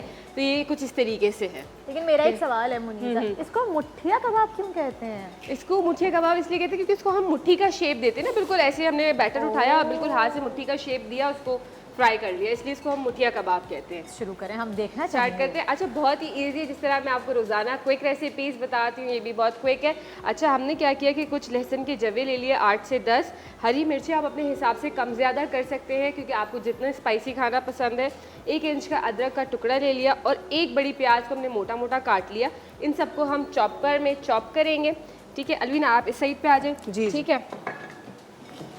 अच्छा अलवीना, ये तो इतना इजी है कि आप ना बना लेंगी मेरे। अच्छा, यहाँ पे ये भी बताएं मुनीसा, ये आप जो चॉपर यूज़ कर रही हैं, ये टाइम की वजह से यूज़ कर रही हैं या ये तरीका है इसका इसी नहीं तरीके नहीं, से? ये इसका तरीका है, ठीक है? अच्छा। तो ये इसमें हमने डाल दिए ये लहसुन, ठीक है? साथ हमने इसमें हरा धनिया ऐड करेंगे और पुदीना ऐड करेंगे, ठीक है? तो ये तकरीबन 2 to 3 टेबल स्पून जो है धनिया जाएगा और 2 टेबल स्पून पुदीना जाएगा और इसको हम चॉप कर लेंगे अच्छे से। अच्छा, ये मिंट और कोरिएंडर इन दोनों की जो इनका जो प्रोपोर्शन है वो सेम ही होगा, कुछ ज़्यादा या कम नहीं होगा इसमें? नहीं। अच्छा अच्छा जी, बिल्की साहबा, हम ब्रेक पे जाने से पहले हम बात कर रहे थे, आपने क्रीम का बताया था और फिर आपने एक नुस्खा भी बताया था जो कि हम फाँक सकते हैं, लेकिन आपने पूरा बताया नहीं था किस तरह से उसको खाना है। 4 चीज़ें बताई थी आपने, मैं चाहूँगी क्विक एक दफ़ा आप रिकैप दे दीजिए उसका। जी बिल्कुल, अनार के फूल, मिश्री, बादाम, छोटी इलायची, चारों चीज़ें आपने लेना है हम वज़न लेंगे। हम वज़न। अनार के फूलों का जो बिल्कुल उसके नीचे जो अनार के छिलके जैसा होता है वो आप कोशिश कीजिएगा ज़्यादा से ज़्यादा निकाल के फिर आपने हम वज़न बनाना। फिर इसको पीस कर पाउडर बना के रख लीजिए। 1 चम्मच सुबह शाम आपने दूध के साथ जो है इसका इस्तेमाल करना है। छोटे बच्चों को 10 साल के बच्चों को अगर आप देना चाहें तो 1/4 चम्मच जो है आप दूध के साथ दे सकते हैं। और ये छोटे बच्चे भी ले सकते हाँ, हैं? 10 साल के बच्चों को आराम से आप अच्छा, दे सकते, 1/4 चम्मच। अच्छा, देखें, अनार के फूलों में अनार की सारी खुसूसियत होती है और सही। अनार की खुसूसियत क्या है? आयरन से भरपूर है, सही है। छोटी इलायची हमने इसमें इस्तेमाल की ग्लूटाथियोन के लिए। छोटी इलायची जो है वाइटनिंग एजेंट है नेचुरोपैथी में, और वैसे भी वो आपके पेट के लिए बहुत अच्छा है। और ग्लूटाथियोन का गुड सोर्स भी है। जी बिल्कुल। और मिश्री जो है वो आपके दिमाग के लिए बहुत अच्छा है, दिल के लिए बहुत अच्छा है, और इसलिए और मीठा भी कर देता है। और इसमें बादाम है, बादाम का भी आपको पता है आंखों के लिए अच्छा है, स्किन के लिए अच्छा है। तो ये सारी चीज़ें जब 4 चीज़ों का कॉम्बिनेशन बनता है तो ये आपके रंग को निखारने में आपकी मदद करता है। आपके जो चेहरे पे या आपकी बॉडी पे जो दाग धब्बे हैं उनको दूर करने में आपकी मदद करता है। सही। तो जनाब एक कॉलर भी मौजूद है हमारे साथ, हमारी बहन शाजिया गुजरावाला से। हेलो, अस्सलाम वालेकुम शाजिया। कैसी हैं शाजिया आप? जी मैं ठीक हूँ। मैं डॉक्टर बिल्कीस से बात करना चाहती जी बिल्कुल, सवाल कीजिए डॉक्टर बिल्कीस से, और थोड़ा सा लाउड बोलिएगा प्लीज़। हूँ। मैं सवाल करना चाहती हूँ, मुझे 3 साल से मैदे का बहुत ज़्यादा मसला है। मेरे खाने की नाली और मैदे के मुंह पे जख्म बने हुए हैं। अच्छा, अल्सर्स बने हुए हैं तो नहीं, तो आप तो मैं वो दवाई खा रही हूँ, डेक्सो कैप्सूल खाती हूँ। अगर जिस दिन ना खाओ तो मुझे शदीद जलन होती है और मैं बड़ी मुश्किल से दवाई यूज़ करती हूँ। मेरा घर किराए पे है और मैं बार बार दवाइयाँ नहीं ले सकती जिसकी वजह से मेरे मैदे पे नहीं, देखिए बात सुनो बेटा, इलाज तो आपको करना पड़ेगा। अब जो ये जो ज़ख़म है ये हेलिकोबैक्टर पाइलोरी है, H पाइलोरी। आपको अल्सर का है, डॉक्टर ने क्या कहा है? उन्होंने मुझे कहा कि आपके मैदे के जख्म बने हैं, मैदे के मुंह पे जख्म बने हुए हैं। अच्छा ठीक है, मैं आपको बताऊँ, लौकी जो होती है ना, लौकी का जूस आपने क्या करना है, एक लौकी को आप 3 से 4 दिन तक भी ले सकती है। इतना सा टुकड़ा आपने लौकी का लेना है। लौकी का लेकर आपने जो है उसको हल्का सा सौते करना है, हल्का सा, उसको ज़्यादा पकाना नहीं है, हल्का सा सौते के, छिलका नहीं उतारेंगे आप, और छोटी वाली लौकी लेंगी। उसके बाद आप क्या करेंगे, इसको ब्लेंड करेंगे, ब्लेंडर में थोड़ा सा पानी डाल के ब्लेंड करेंगी। आप इसमें अगर चाहें तो मिश्री डाल सकती हैं। ये आपने सुबह खाली पेट पीना है। तो आप जो कह रही हैं ना ज़ख़म बने हुए, उसके लिए बहुत अच्छा है। गोंद कतीरा, मिश्री, साबित इस्बगोल जो और तुख्म बालंगा। गोंद कतीरा, मिश्री, साबित इस्बगोल, तुख्म बालंगा। जो तुख्म बालंगा और गोंद जो साबित इस्बगोल, इसको आपने पीसना नहीं है। बाकी गोंद कतीरा और मिश्री को पीस लेना है। हम वज़न मिलाकर रख लें। ये एक बड़ा चम्मच जो है ना, एक बड़ा चम्मच 1 कप दूध में डालकर रात को रख दिया करें। ये बग़ैर आग की खीर बन जाएगी, यानी आपने पकाया नहीं लेकिन खीर की तरह बनेगी। ये आपने सुबह भी खानी है, ये आपने रात को भी खानी है, और किसी भी किस्म का गोश्त नहीं खाना। तो इंशाल्लाह इससे आपको फ़र्क पड़ेगा। माश की दाल और चने की दाल भी नहीं खाना। आप देखेंगी कि इंशाल्लाह फ़र्क आ जाए। चलें जी, बहुत बहुत शुक्रिया शाज़िया आपका, आपने कॉल की हमें, और हमारी दुआ है इंशाअल्लाह अल्लाह ताला आपको शिफा दे। बिल्किस आपा, आपने बताया कि लौकी का ये जूस इस्तेमाल करें, लौकी का पानी। तो अभी जैसे सर्दियां हैं तो लौकी जो है उसकी तासीर ठंडी भी होती है ना? इनको ठंडी चीज़ें ही चाहिए, क्योंकि अल्सर है, मैदे का अल्सर है, मैदे में ज़ख़म बन गए। तो हमें इनके आंतों के लिए ऐसी चीज़ें देना, इसीलिए जिसकी तासीर ठंडी हो, जिसकी तासीर ठंडी हो। मगर ये दूध और दही इस्तेमाल नहीं कर सकती। दूध सिर्फ उतना इस्तेमाल करना जो उसमें मिलाना है। अच्छा अच्छा, जितना भी रिक्वायरमेंट है और उतना बड़ी इलायची के बीज भी जो है वो भी आप चबा लें, क्योंकि ये 1-2 महीने का इलाज नहीं है। और खुदारा अपना इलाज डॉक्टर से भी कराएं। जी, जिस तरह एक और भी हमारी बहन मौजूद है, तो कॉल ले लेते हैं। जी, सुल्ताना फ्रॉम कराची। जी सुल्ताना, आप हमें सुन सकती हैं? 1 मिनट होल्ड करेंगी प्लीज, मैं पेन और कापी ले लूं। जी जी ज़रूर। बहुत बहुत शुक्रिया कॉल करने के लिए। और डॉक्टर बिल्किस आपके लिए यहाँ पर मौजूद हैं। डॉक्टर बिल्किस, जिस तरह आप बता रही थी, मीनवाइल वो अपना पेन उठा लेती हैं। मिश्री के यूज़ का, मिश्री और गुड़, ये दोनों भी बहुत अच्छी चीज़ें। हम शुगर की बजाय इनकी ऑल्टरनेट की तरफ भी जा सकते हैं। बिल्कुल, गुड़। जी जी जी, हम आपको सुन सकते हैं। वालेकुम सलाम। बिल्किस बाजी, मैं आपके यहाँ बिल्किस आपा। जी जी फरमाइए। मैं आपके ना क्लिनिक भी आई थी, अपनी स्किन दिखाई थी, मगर कोई आराम नहीं आया और मेरी स्किन पे धब्बे पड़े हुए हैं बहुत ज्यादा। कितनी दफ़ा आई थी मेरी क्लिनिक? एक ही दफा आई थी। तो एक दफ़ा में क्लिनिक के आई हैं तो बेटा क्या एक दफ़ा स्किन के धब्बे ख़त्म हो जाएंगे? मुस्तकिल मिजाजी चाहिए होती है। बहुत बहुत मेरे सारे हस्बैंड भी गए, कहने लगे फायदा नहीं हो रहा, तो अब क्या जाओगी? 15 दिन में देखिए आप और जो मुझे सुन रहा है, मेरे पास, मैं नेचुरोपैथ हूँ, मैं कॉर्टिज़ोन, स्टेरॉइड्स कुछ नहीं देती। मेरे पास इलाज में फ़र्क ही 3 महीने में जाके पड़ना शुरू होता है। और जब कोई भी आता है मैं उसको साफ बोल देती हूँ, चाहे बालों का मसला हो, चाहे आपकी स्किन का मसला हो। क्योंकि मैं आपको मरकरी वाली क्रीमें नहीं देती कि आप रात को लगाओ और सुबह जो है ना आप चेहरा दो तो आपको लगे कि हाँ दाग धब्बे खत्म हो गए। कोई केमिकल्स नहीं है। मैं बिल्कुल भी नहीं देती। अब आप बोलें क्या पूछना चाह रही हैं आप? जी, कॉलर लाइन जो है वो ड्रॉप हो चुकी कोई है। बात नहीं। मेरी बहन, हम हमेशा से ये कहते हैं, चाहे वो आपका वेट लॉस हो, चाहे वो एक्सरसाइज हो, चाहे वो बाल अच्छा, की मेरे growth पास हो, बच्ची आती है ना, कहती है थोड़ा कि सा महीने तहम्मुल। में सिर्फ 2 किलो वेट गिरा है। मैं कहती हूँ भाई मुझे आपका ख्याल है, आपकी किडनी का ख्याल है, आपके लीवर का ख्याल है, आपके ऑर्गन्स का ख्याल है। मैं कुछ ऐसा नहीं करती कि जिससे आपका कोई थायराइड की आपको दवा दे दूं कि आपका क्विक जो है ना 5-5 किलो एक दिन में गिरा दूं। मैं बिल्कुल ऐसी नहीं। ठीक है डॉक्टर बिल्किस, बहुत बहुत शुक्रिया प्रोग्राम में शिरकत करने के लिए। काफ़ी प्रोडक्टिव आपने गुफ्तगू की। और ये जो पॉइंट जिस पे आपने क्लोजिंग किया, ये बहुत अहम है कि एक बार विजिट से कुछ नहीं होगा, एक सिटिंग काफ़ी नहीं होती है, आपको मुस्तकिल मिजाजी चाहिए होती है अपने इलाज के लिए। और बहुत शुक्रिया आज हमारे प्रोग्राम का हिस्सा बनने के लिए। आपको दोबारा दूसरे प्रोग्राम में हम देखेंगे क्योंकि व्यूअर्स की ख्वाहिश है। एक छोटे से ब्रेक पे जाएंगे, प्रोग्राम का सिलसिला जारी रखेंगे आफ्टर शॉर्ट ब्रेक।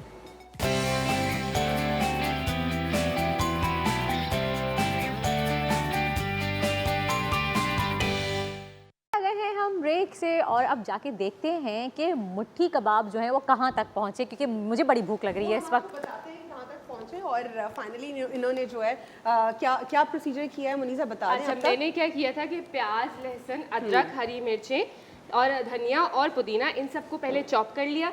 उसके बाद मैंने इसमें तमाम मसाले यानी कि लाल मिर्च, चाट मसाला, पिसा हुआ गरम मसाला, काली मिर्च, सफ़ेद मिर्च और मैंने इसमें कुटी हुई लाल मिर्च ऐड करी थी। इन सबको मैंने साथ में पीस लिया और कीमा भी ऐड कर दिया उसमें, उसको भी पीस लिया। अच्छा, बहुत से लोग कहते हैं कि हमारे कबाब नरम नहीं बनते, तो उनके लिए ये है कि वो अगर जैसे 1 किलो कीमा ले रहे हैं तो उसमें तकरीबन 1 टेबल स्पून आप पपीता ऐड कर दें, कच्चा पपीता। ठीक है, साथ साथ हम कबाब भी बनाते जाते हैं। हमारा ये बैटर रेडी है, इसको हम फ्राई करने के लिए ऐड कर रही हूँ। जी बिल्कुल, आप ये कंटिन्यू रखें। और वर्दा, मैंने आपसे कुछ पूछा था, आपने मुझे इसका जवाब नहीं दिया। ये आउटफिट कहाँ से लिया आपने?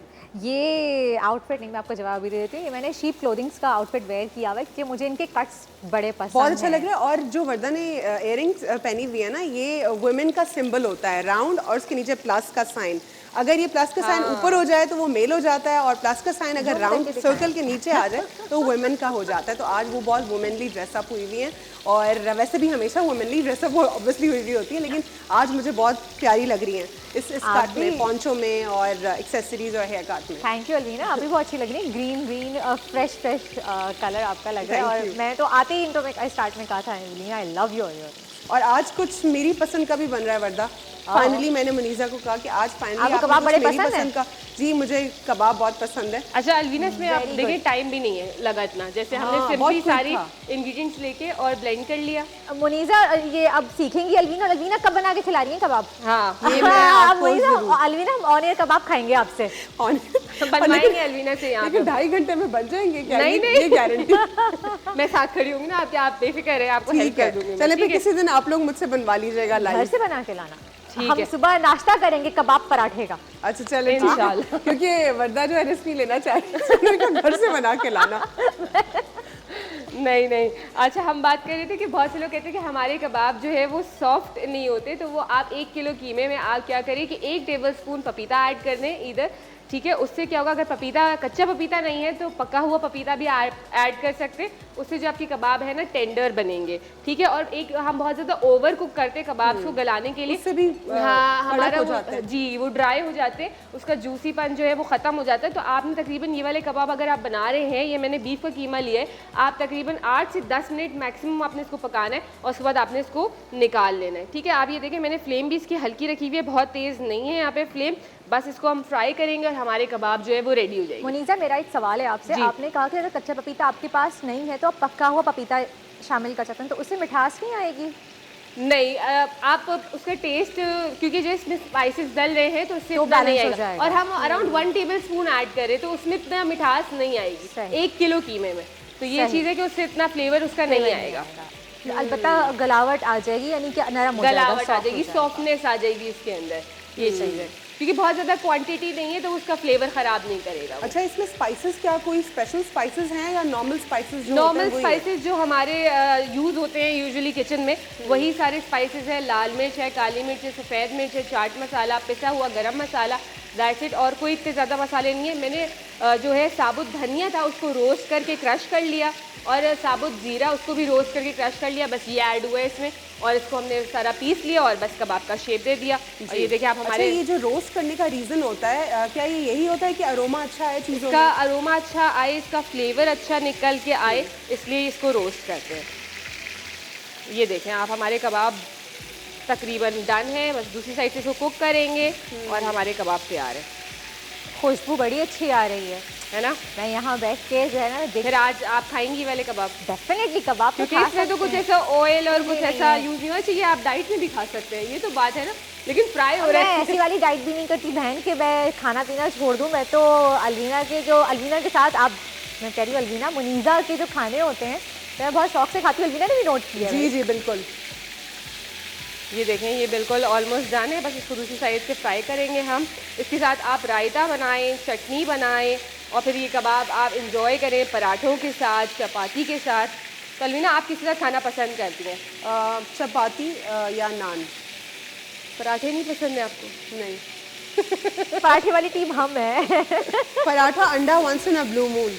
लेकिन यार बारबेक्यू अजीना की के साथ फिटनेस देख के अंदाजा नहीं होता माशाल्लाह, सीरियसली टचवुड आपने माशाल्लाह बहुत फिट रखा हुआ है अपने आप को, और सिर्फ यही रीजन है ना कि आप बहुत ध्यान से और बहुत look who's ख्याल से talking, Varda, खाती हैं। you're already too fit. तो lose this लेकिन मैं तो खाने वाली हूँ। देखें जी हमारे कबाब डन हैं, इसको हम प्लेट में निकालेंगे। ठीक है, मेरी टीम पराठे मंगवा लें भाई, लंच तैयार हो गया। ये देखें कितना प्यारा सा कलर इसका आया है। आप ये अच्छा, देखिए ये कुछ लोगों को जो है इस तरह भी तो डर होता होगा ना कि ये थे क्या, काफ़ी अंदर से कच्चे तो नहीं होंगे। नहीं, मैंने इसीलिए आपको बताया ना, आपने इसको स्लो फ्लेम पे 8 से 10 मिनट तक कुक करना है। ठीक है, उससे क्या होगा, इसका कच्चापन भी खत्म हो जाएगा और ये अच्छे से पक जाएंगे और जूसी भी रहेंगे। ठीक है, बहुत ज़्यादा हाई फ्लेम पे आप इसको कुक करेंगे, बहुत जल्दी ड्राई हो जाएंगे, अंदर से कच्चे रह जाएंगे, बाहर से पक जाएंगे। ठीक है, तो ये और कीमा जो होता है उसको ऑलरेडी इतना टाइम नहीं लगता है, वो जल्दी ही हो जाता है। ठीक है, मुनीज़ा ये मैं देखिए। चाहूंगी कि थोड़ा सा आप कैमरे में भी दिखाएं कि आपने कितना लाइट गोल्डन ब्राउन कलर दिया है, बहुत ज़्यादा आपने ओवर कुक नहीं किया। ये देखिए प्लीज़, ये बहुत इंपॉर्टेंट स्टेप होता है कि आपने कितनी देर और कितना ज़्यादा कितनी कलर देर देना है। पकाया, बिल्कुल सही कह रही है वर्दा। ठीक है, बहुत ज़्यादा इसको ओवर कुक नहीं करना, बहुत ज़्यादा जलाना नहीं है इसको। ठीक है, बिल्कुल आपने जो है हल्के से करना है, 8 से 10 मिनट पकाना है, इससे ज़्यादा आपने नहीं करना है। उससे क्या होगा कि इसका जूसीपन रहेगा, ड्राई नहीं होंगे आपके कबाब जी। एक तो शिकायत ये होती है कि ड्राइनेस बहुत ज़्यादा आ जाती है, तो ये इसका जो है एक ट्रिक है ये। ठीक है जी ठीक। ब्रेक पर जा रहे हैं हम लोग, ब्रेक पर जाएंगे और ब्रेक के बाद प्रोग्राम का सिलसिला जारी रखेंगे। ब्रेक पर जाना है हमने या नहीं जाना, क्विकली बता दीजिए। IFB मेरे पास नहीं है, नहीं जा रहे हैं ब्रेक अभी पर। नहीं जाना ठीक ब्रेक है, पे। तो फिर हम लोग क्या अच्छा यहाँ पर इस अलवीना, तरफ मैं आएंगे, एक switch बात करेंगे? बताना चाह रही हूँ कि मैं क्योंकि बहुत से लोगों का सवाल आता है कि आप क्या सिखाती भी हैं, तो बिल्कुल मैं सिखाती भी हूँ, क्लासेस भी देती हूँ। तो आप मेरे इंस्टा पे मुझे कांटेक्ट कर सकते हैं या फेसबुक पे, दोनों जगह शेफ़ मुनीज़ा के नेम से है। और मैं वीकेंड्स पे सैटरडेज़ को क्लासेस दे रही होती हूँ, जिसमें मैं 3 से 4 आइटम्स सिखा रही होती हूँ, बहुत मिनिमम फीस के साथ। तो जो सीखना चाहते हैं वो मुझे इंस्टा पे या फेसबुक पे आप मुझे मैसेज कर सकते हैं, तो मैं वहाँ आपको रिस्पॉन्स कर दूँगी इंशाल्लाह। ठीक है, इसके साथ कुछ और एडिशनल क्या आप कुछ बताना चाहेंगे, कोई इस किस्म की कोई और एडिशनल रेसिपी या फिर कुछ ऐसी सीजनिंग्स जो आप बताएं कि अगर आप इसमें डालें तो डिफरेंट हो सकता है टेस्ट? देखिए, कबाब से बहुत तरीके के होते हैं, डिफरेंट होते हैं। आप हज़ारे 2-3 इंग्रेडिएंट्स ऐड करते हैं तो उसका फ्लेवर चेंज हो जाता है। तो आहिस्ता आहिस्ता हम और रेसिपीज़ लाइनअप करते जाएंगे, आप लोग और रेसिपीज़ भी हम आपको सिखाएंगे। ठीक है, हमारी रेसिपी कंप्लीट हो गई Done हो मुनीज़ा, गई है और recipe। हम यहाँ से वाइंड अप कर रहे हैं, अगले सेगमेंट की तरफ जाएंगे और ब्रेक लेना है हमने, और ब्रेक के बाद प्रोग्राम का सिलसिला जारी रखते हैं आफ्टर शॉर्ट ब्रेक।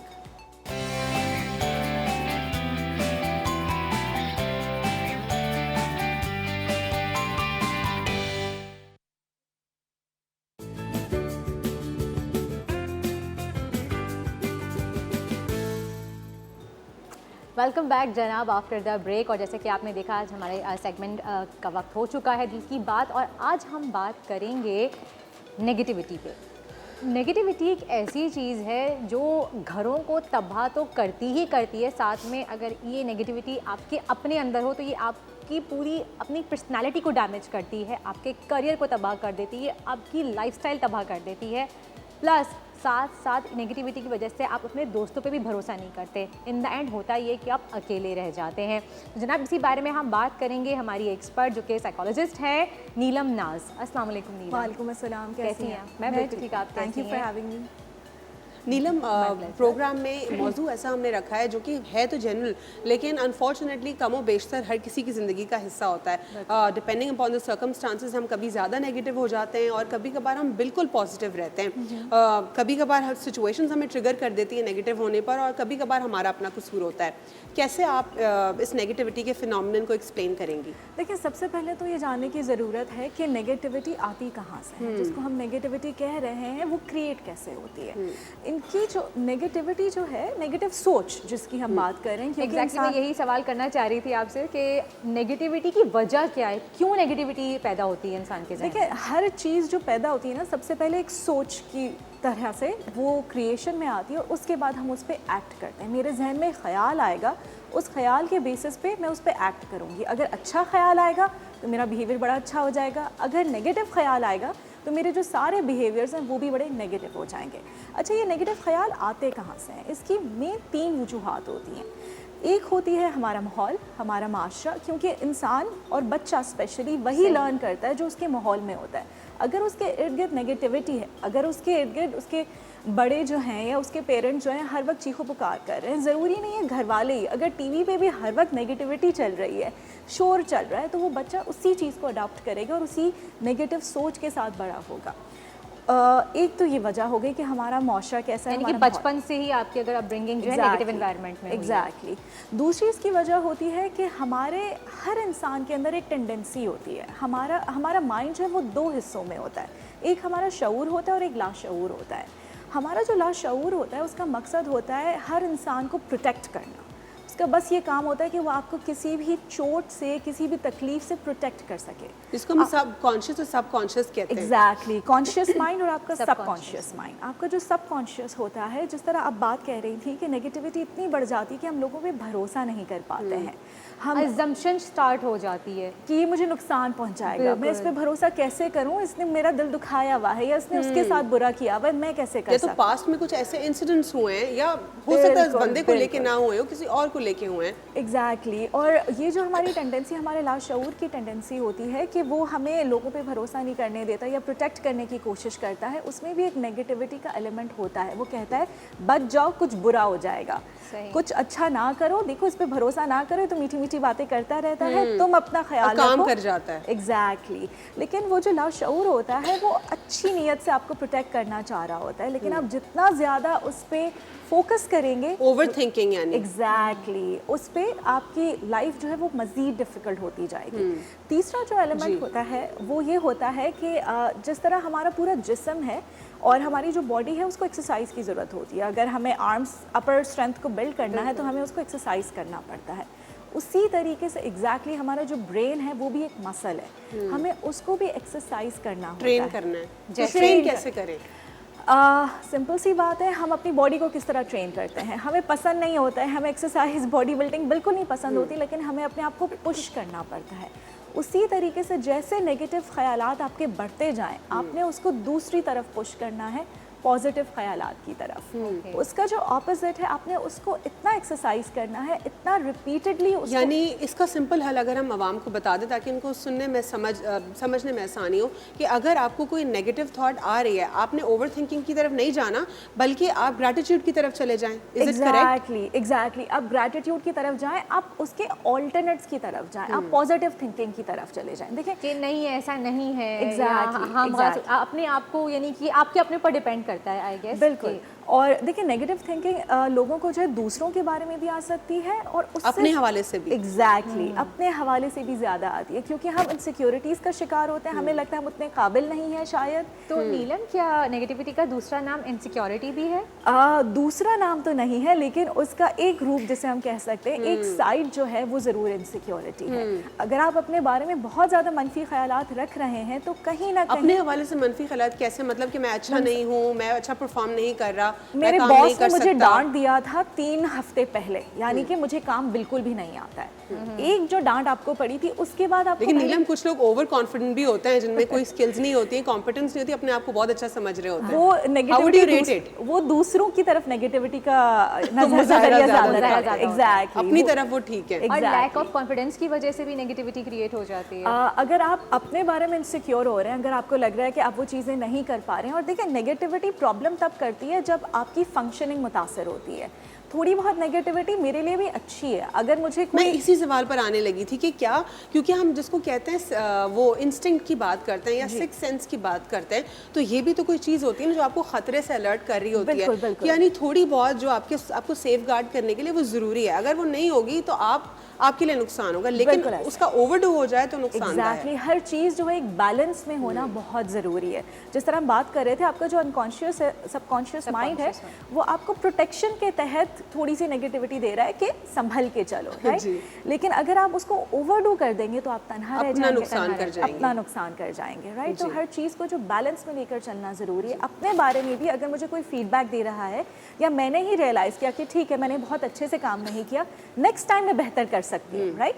एक नेगेटिव थिंकिंग आई, लेकिन मैंने उसको पॉजिटिवली यानी अपने आप को करेक्ट जरूर करें, अपनी गलतियों को सुधारें, लेकिन अपने आप को अंडर एस्टिमेट ना करें। 100% बिल्कुल। और ये भी बता दीजिए कि फॉर इंस्टेंस अगर हम बात करें कि नेगेटिव, जिस तरह आपने 3 फैक्टर्स बताए कि 3 कौन से फैक्टर्स नेगेटिविटी के साथ एसोसिएटेड हैं, और आपने ये भी बताया कि कुछ सर्कमस्टांसेस की वजह से नेगेटिविटी होती है। अब ये भी बता दें कि कुछ सिनेरियोज में ऐसा क्यों होता है कि एक बंदा अगर वो नहीं किसी के लिए प्रॉब्लम क्रिएट करना चाह रहा लेकिन फिर भी नेगेटिविटी का शिकार हो रहा है, और ऑब्वियसली वो रिएक्ट करेगा तो दूसरे उसको कहेंगे कि यू आर नेगेटिव। अब इस सिनेरियो में अगला बंदा क्या करे? देखिए, अनफॉर्चुनेटली ये बहुत कॉमन है, और ये कॉमन हमारी जो क्लिनिकल प्रैक्टिस है उसमें हम बड़े केसेस देखते हैं। अक्सर जो पेरेंट्स होते हैं वो बच्चों को लेकर आ रहे होते हैं कि ये तो मारपीट करने लगा, ये गुस्सा करने लगा है, कपल्स में ये इश्यूज आ रहे होते हैं, शॉर्ट टेम्पर्ड हो गया, एग्जैक्टली, तो हर चीज़ में बदतमीजी करने लगे हैं, गुस्सा करने लगे हैं। तो हमारा पहले ये फोकस, और वो बेचारे से होकर बैठे हुए होते हैं जिनके बारे में ये सारी चीज़ें कही जा रही होती हैं, राइट? तो वो बिल्कुल उनकी जो नेगेटिविटी होती है वो एक एक्सट्रीम पे पहुंच चुकी होती है जहां उनके रिएक्शंस आ रहे होते हैं। लेकिन देखिए, हमें उनके बिहेवियर पे काम नहीं करना है। जो उनका गुस्सा आ रहा है या जो उनके बिहेवियर्स दूसरों को प्रॉब्लम कर रहे हैं, उस पर हमें बहुत बाद में जाना है। पहले हमें समझना है कि ये शख्स यहाँ तक पहुँचा कैसे, रूट कॉज क्या है उसका, कि वजह क्या है कि कोई एक शख्स, क्योंकि देखें इंसानी फितरत होती है कि हम अच्छे से रहना चाहते हैं, हम लोगों से घुल मिल के रहना चाहते हैं, और अगर कोई शख्स उसमें इतनी नेगेटिविटी में मुब्तला हो गया है कि वो दूसरों को नुकसान पहुंचा रहा है या ख़ुद को नुकसान पहुंचा रहा है, तो यानी कि कोई ना कोई प्रॉब्लम आ रहा है, कोई ना कोई वजह है जिसकी वजह से ये शख्स इतना ज़्यादा रिएक्शन शो कर रहा है। सही। नीलम, हमने तो ये बात कर ली कि सपोज़ अगर आप बात करें ऑफिस एनवायरनमेंट की या आप कहीं बाहर की बात करें, लेकिन मैं बात करना चाहूँगी घरों के अंदर सबसे ज़्यादा नेगेटिविटी जो है वो स्टार्ट ही होती है, वो फैमिलीज़ के अंदर ही होती है, और अनफॉर्चुनेटली ऐसे रिश्तों में होती है जो आपके साथ 24 घंटे रह रहे होते हैं। तो उसकी क्या वजह है? देखिए, इसकी भी मल्टीपल वजूहात हैं जिसकी वजह से घरों के अंदर भी ये नेगेटिविटी बहुत ज़्यादा स्टार्ट हो जाती है।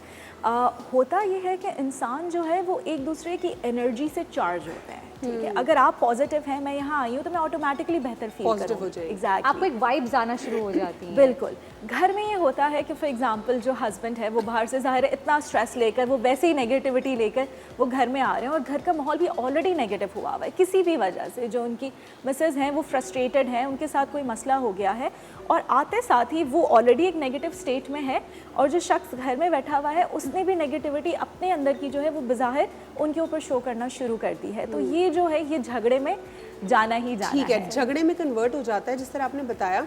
लेकिन ये भी बता दीजिए, जहाँ पे हम हस्बैंड और वाइफ के रिलेशनशिप की बात करते हैं, वहाँ पे अक्सर जैसे आपने कहा बाहर से मर्द फ्रस्ट्रेट होके आया और औरत ने जो है कुछ बातें की और वो फ्रस्ट्रेशन और ज़्यादा बढ़ गई।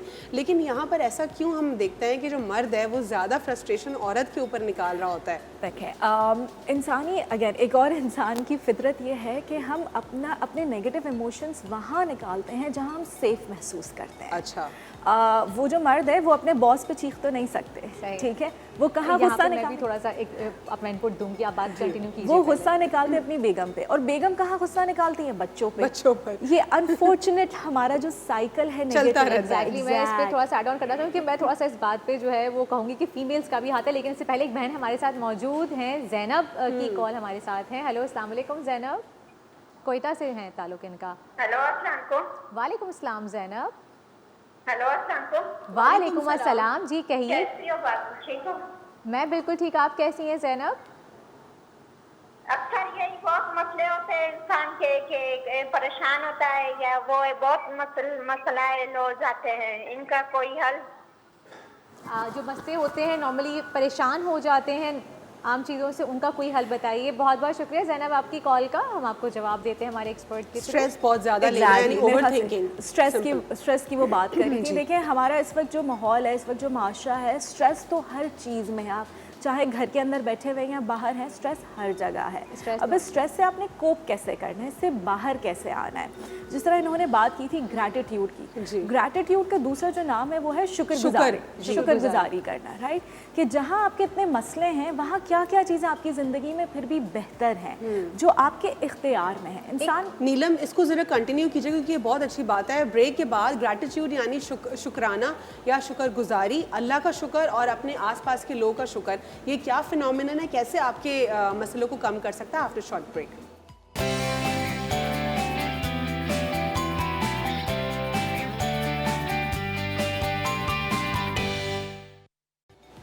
वेलकम बैक जनाब। ब्रेक से वापस आ चुके हैं हम, और ब्रेक पे जाने से पहले हम एक बहुत ही अच्छे बात कर रहे थे कि हम शुक्रगुजारी नहीं करते, हम अल्लाह का शुक्र अदा नहीं करते। और ख़ास तौर पे मुझे ऐसा लगता है, आप लोग मेरी बात से अग्री करेंगे कि आजकल जो सोशल मीडिया के जो क्लिक्स और वीडियोज़ हैं उन्होंने नेगेटिविटी बहुत ज़्यादा फैला दी है। मुझे ऐसा लगता है कॉम्प्लेक्स बढ़ा दिया है कि भाई उसकी लाइफ तो परफेक्ट है, हमारी लाइफ में ये चीज़ नहीं है, आज उसने 2 दफ़ा बाहर डिनर आउट किया हफ्ते में, हम नहीं जा सके, तो इसकी वजह से भी नेगेटिविटी बहुत ज़्यादा बढ़ती है। 100%। देखें, जो चीज़ हम देखते हैं ना वो हमें बहुत ज़्यादा जहनी तौर पे मुतासर करती है। अगर मैं चीज़ें देख रही हूँ कि हर किसी की ज़िंदगी इतनी पिक्चर परफेक्ट मुझे नज़र आ रही है, जबकि ऐसी होती नहीं है। बिल्कुल ऐसी नहीं होती, क्योंकि वो एक झलक है। इंसान जो अपना बेस्ट फुट जो है वो मीडिया पे लगाता है, राइट। जो बेस्ट चीज़ें होती हैं, जितने एक्ने हुए, पिंपल्स हुए, उस दिन कोई नहीं अपनी पिक्चर अपलोड करता है। जिस दिन स्किन बिल्कुल परफेक्ट हुई हुई होती है उस दिन वो पिक्चर लगाते हैं, और उस पिक्चर को देखकर हमें लगता है यार ये तो हर वक्त इसी तरीके से परफेक्ट रहती हैं और मैं वैसे नहीं रहती हूँ। तो ये जो है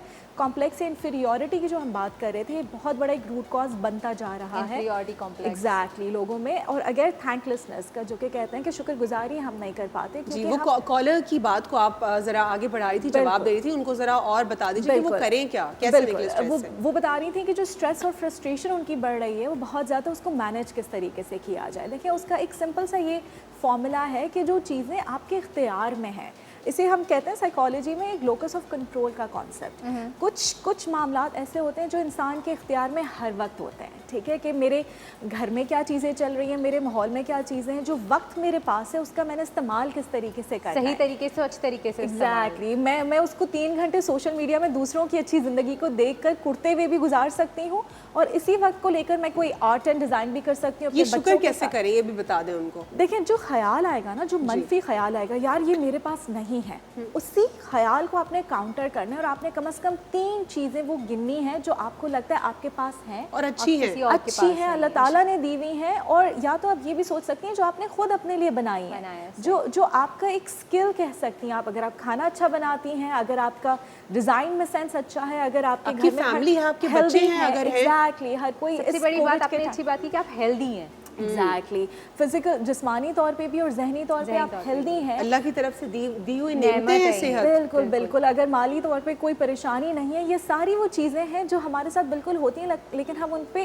गौर फिक्र नहीं करते, हमारा ध्यान उस पर नहीं जाता, क्योंकि हम उस चीज़ के पीछे भाग रहे होते हैं जो इस वक्त हमारे पास मौजूद नहीं है। जी नीला, मैं आपसे अगला सवाल करना चाहूँगी। हमने जो है वो फैमिलीज़ की बात की, हस्बैंड वाइफ की बात की, लेकिन बच्चों में भी बहुत ज़्यादा नेगेटिविटी होती है। शायद ये बड़ों से ही आती है, लेकिन कंपैरिजन भी कहीं ना कहीं बेस बनता है कज़न्स में आपस में, या बड़े भाई छोटे भाई में, या बहन भाइयों में, कि वो मारना शुरू कर देते हैं बचपन से ही, लेकिन उसको इग्नोर किया जाता है। देखिए, आई थिंक ये जुमला हम सब ने कहीं ना कहीं सुना होगा, अपने भाई को देखो या अपनी बहन को देखो कितना अच्छा पढ़ती है, वो कितने कंपेयर करते हैं। एग्जैक्टली। तो ये वो सारे मैसेजेस हैं, वो सारे नेगेटिव मैसेजेस हैं जिनके साथ हम बड़े हो रहे हैं। उस वक्त हमारे जो भी बड़े होते हैं उनको ये पता नहीं होता है कि इस बात का कितना गहरा असर, लेकिन बच्चों को बुरा भी बहुत लगता है। 100% जब उनके पेरेंट्स इस तरह कर रहे होते हैं, 100% हमें भी बुरा लगता है। बहुत ज्यादा नोट करती है, नहीं आजकल की जनरेशन तो बहुत ज्यादा इन चीजों पे करती है। हमें भी तो बुरा लगता था जब हमारे पेरेंट्स हमें बोलते थे। और देखिए, बच्चे हसास होते हैं और वो जहनी तौर पे बड़े अलर्ट होते हैं, बड़े स्मार्ट होते हैं। हमें लगता है कि अरे कोई फर्क नहीं पड़ता, कुछ भी कर लो, ऐसा कुछ नहीं होता है। स्पेशली अब जो जनरेशन आ रही है वो मजीद स्मार्ट होती जा रही है, बहुत जल्दी पिक करती हैं, वो सेंस कर लेती हैं कि नेगेटिविटी कहाँ है, एग्जैक्टली, कि ये जो मेरे बारे में कह रहे हैं ये अच्छी नीयत से कह रहे हैं या नेगेटिव नीयत से कह रहे हैं। दूसरी वजह जो बच्चों में आ रही है नेगेटिविटी की, वो ये भी है कि क्योंकि हमने बहुत सारी मटेरियल चीज़ें उनको मैसर कर दी हैं, बहुत जल्दी कर दी हैं, हमने उनको आईफोन्स दे दिए हैं। एग्जैक्टली। अब वो बच्चे अपने स्कूल में जा रहे हैं, दूसरों को देख रहे हैं, कह रहे हैं उसके पास तो लेटेस्ट प्ले स्टेशन भी है। अब वो ये पेरेंट्स को तोड़ने की ज़रूरत है, ये जिद 100%। देखिए, बच्चे जो है वो डिमांड्स करेंगे, आपसे हर वक्त डिमांड करेंगे, और कहीं ना कहीं पेरेंट्स भी कॉम्प्लेक्स में आ जाते हैं कि यार मैं अपने बच्चों को ये चीज़ें नहीं दे पाता, मैं इतनी दफ़ा उनको बाहर नहीं ले जा पाता, या मैं ये वाली नई चीज़ उनको नहीं दिला पा रहा हूँ। लेकिन पॉइंट ये कि बच्चों की ख्वाहिशात का कोई एंड नहीं है, ठीक है। आपने अपनी लिमिटेशंस को देखना है, और अगर देखा जाए तो जहनी तौर पे बच्चों को जिस चीज़ की सबसे ज़्यादा ज़रूरत है वो है आपका वक्त, आपकी तवज्जो। अगर वो चीज़ आप दे सकते हैं तो बाकी मटेरियल चीज़ें, मैं तो ये सजेस्ट करूँगी छोटे बच्चों को, टीनेजर्स को थोड़ा सा कंट्रोल करके ही दें, ताकि जब उनको वो चीज़ें मिलें तो उनको अच्छा कदर हो, उनको कदर हो, वो वैल्यू करें उन चीज़ों को, राइट। जो कि अब इस एज में जो है वो कम होता जा रहा है, क्योंकि वो फ़ोन्स की भी वैल्यू नहीं है, आईपैड्स की भी वैल्यू नहीं है, किसी चीज़ की वैल्यू बच्चों में अब कम होती जा रही है। तो इसीलिए जो बिल्कुल सेल्फ सफिशिएंट होते हैं या इंडिपेंडेंट बच्चे होते हैं, अपना काम शुरू कर देते हैं, उनको सेटिस्फैक्शन कंफर्ट लेवल ज़्यादा होता है कंपैरेटिवली जिनके पेरेंट्स दे रहे होते हैं। बिल्कुल बिल्कुल। देखिए खुद से आप वही आ अर्न करते हैं ना, खुद से आप मेहनत करके कोई चीज़ कमाते हैं, चाहे वो रिस्पेक्ट हो, चाहे वो पैसा हो, चाहे वो कोई मटेरियल तो चीज़ उसकी कदर अलग होती है और आपको बगैर मांगे एक चीज़ एज से पहले ही मिल जाए तो आपको उसकी वैल्यू नहीं होती है। बिल्कुल, तो यही बात है। नीलम, जैसे कि हम एक कॉल आगे बढ़ा, कॉल ले लेते हैं। जी अस्सलाम वालेकुम। अस्सलाम वालेकुम जी, कॉलर हमारे साथ मौजूद है। शाजिया मौजूद है हमारे साथ कोयटा से। वालेकुम सलाम। पहले तो मैं यही कहूँगी कि आप लोग ज्यादा इंग्लिश में बोलते हैं, हम लोग इतना समझ नहीं आती है। अच्छा ठीक है, कोशिश करेंगे कि ना करें। जी जी बिल्कुल। डॉक्टर साहब से यही बात करनी है जो आपने कहा कि बच्चे को जो बचपन में वो ये साथ कमतरी हो जाए वो करे। बिल्कुल मेरा घर में यही मसला है। आप क्या मसला आपका कि बच्चे को आपके बच्चे जिद मसला करते मेरा हैं? यही है। अब मेरा बेटा है बिल्कुल मतलब बचपन में वही माहौल वही हुआ है अभी बिल्कुल घर अच्छा से ही एक नहीं मिनट, निकलता है। शाजिया आप मुझे पश्तो में बता सकती हैं? शाजिया, मैं बहुत कोशिश करती हूँ। शाजिया आप सुन सकती हैं? आप मुझे पश्तो में बता सकती हैं? मैं आपको आपके सवाल का जवाब हम देते हैं। मैं उसके साथ किस तरह रवैया है? कॉल पीसीआर में प्लीज़ बता दीजिए कि वो अपना पश्तो में सवाल बता दें, हम ट्रांसलेट कर लेंगे because she is trying to convey something, लेकिन वो कर नहीं पा रही। शाजिया तब पश्तो की रातू है जब सा सवाल जवाब क्लिनिकल साइकोलॉजिस्ट तो अमदर बकी पश्तो की रातू है। नहीं मैं बलोच। अच्छा बलोच हैं आप, ठीक है समझ नहीं आती। ठीक है। तो थोड़ा सा आप अपना ज़रा एक्सप्लेन करने की कोशिश करें कि आप मज़ीद बच्चे के हवाले से जानना चाह रही हैं कि वो कैसे एहसास से कमतरी से निकल सकता है। अच्छा ठीक है। वो जहाँ तक मुझे समझ में आया वो यही कहना चाह रही हैं कि उनका बच्चा जो है वो जिद करता है बहुत ज़्यादा छोटी उम्र पर और उसकी लड़ता है, रेजिस्ट करता है, तो जिसकी वजह से कुछ उनसे सवाल कैसे पूछना बचा चाहेंगे आप जाए। उनसे?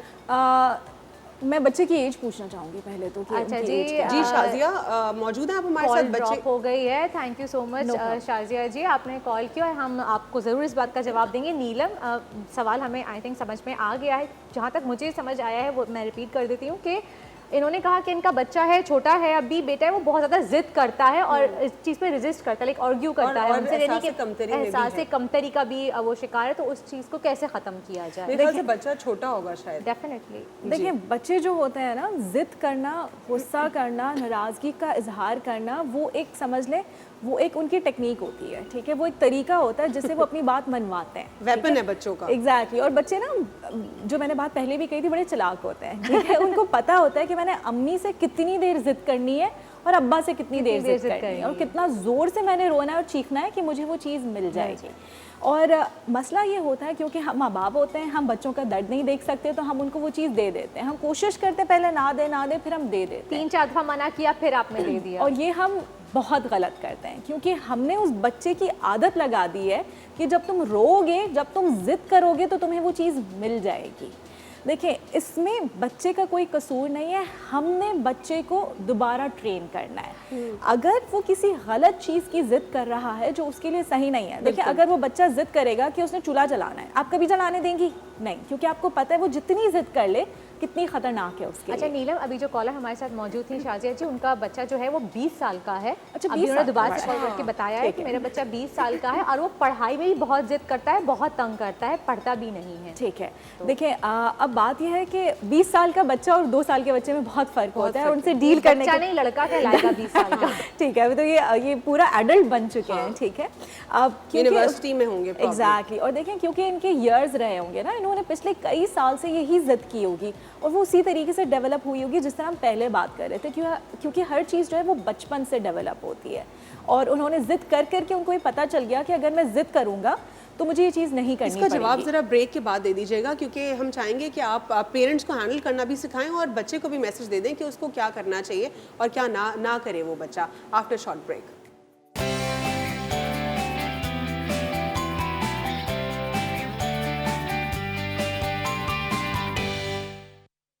वेलकम बैक जनाब, आप देख रहे हैं मुस्कुराती मॉर्निंग। और ब्रेक पे हम डिस्कशन कर रहे थे इसी टॉपिक के ऊपर कि बच्चों को कैसे संभाला जाए। बच्चे जब बिगड़ जाते हैं या हम इससे अपनी ज़िदें मनवाने लगते हैं तो हम कैसे उनकी ज़िदों को तोड़ें या कैसे उनको समझा सकें। तो आप कंटिन्यू कीजिए इस पे नीलम। कॉलर का जवाब बिल्कुल। देखिए, अगर इस पे हम बात करें डिटेल में जाएंगे तो आई थिंक एक पूरा सेगमेंट हमें उस पर करना पड़ेगा। बहुत बड़ा मौजूद है। बिल्कुल, लेकिन अगर मैं थोड़ी सी टिप्स इनको दे सकूं, देखिए आपकी जो औलाद है वो 20 साल की है। पहली बात तो वो बच्चा नहीं है। अब उनके साथ हमने बच्चा बन के ज़िद नहीं करनी है। हमें एक पावर गेम में नहीं जाना कि मैंने कहा तो तुम करोगे, तुमने कहा तो मैं करूँगी। लेकिन नीलम, ये नेगेटिविटी भी, जो जिद जो है, ये भी क्या नेगेटिविटी की वजह से ही आती है? 100%। क्योंकि देखिए, अब उस बच्चे के उन नौजवान के जहन में, मुझे लग रहा है कि हम टॉपिक से हट रहे हैं। बच्चों की तरफ तो हम करेंगे, लेकिन थोड़ा सा देखिए ये रिलेटेड आपको देना है ना, हमने जरा कॉल का जवाब दे दीजिए कि जी। देखिए पॉइंट ये है कि क्योंकि नेगेटिविटी अब सिर्फ उनमें नहीं है, उनकी औलाद में नहीं है, घर के माहौल में आ चुकी है।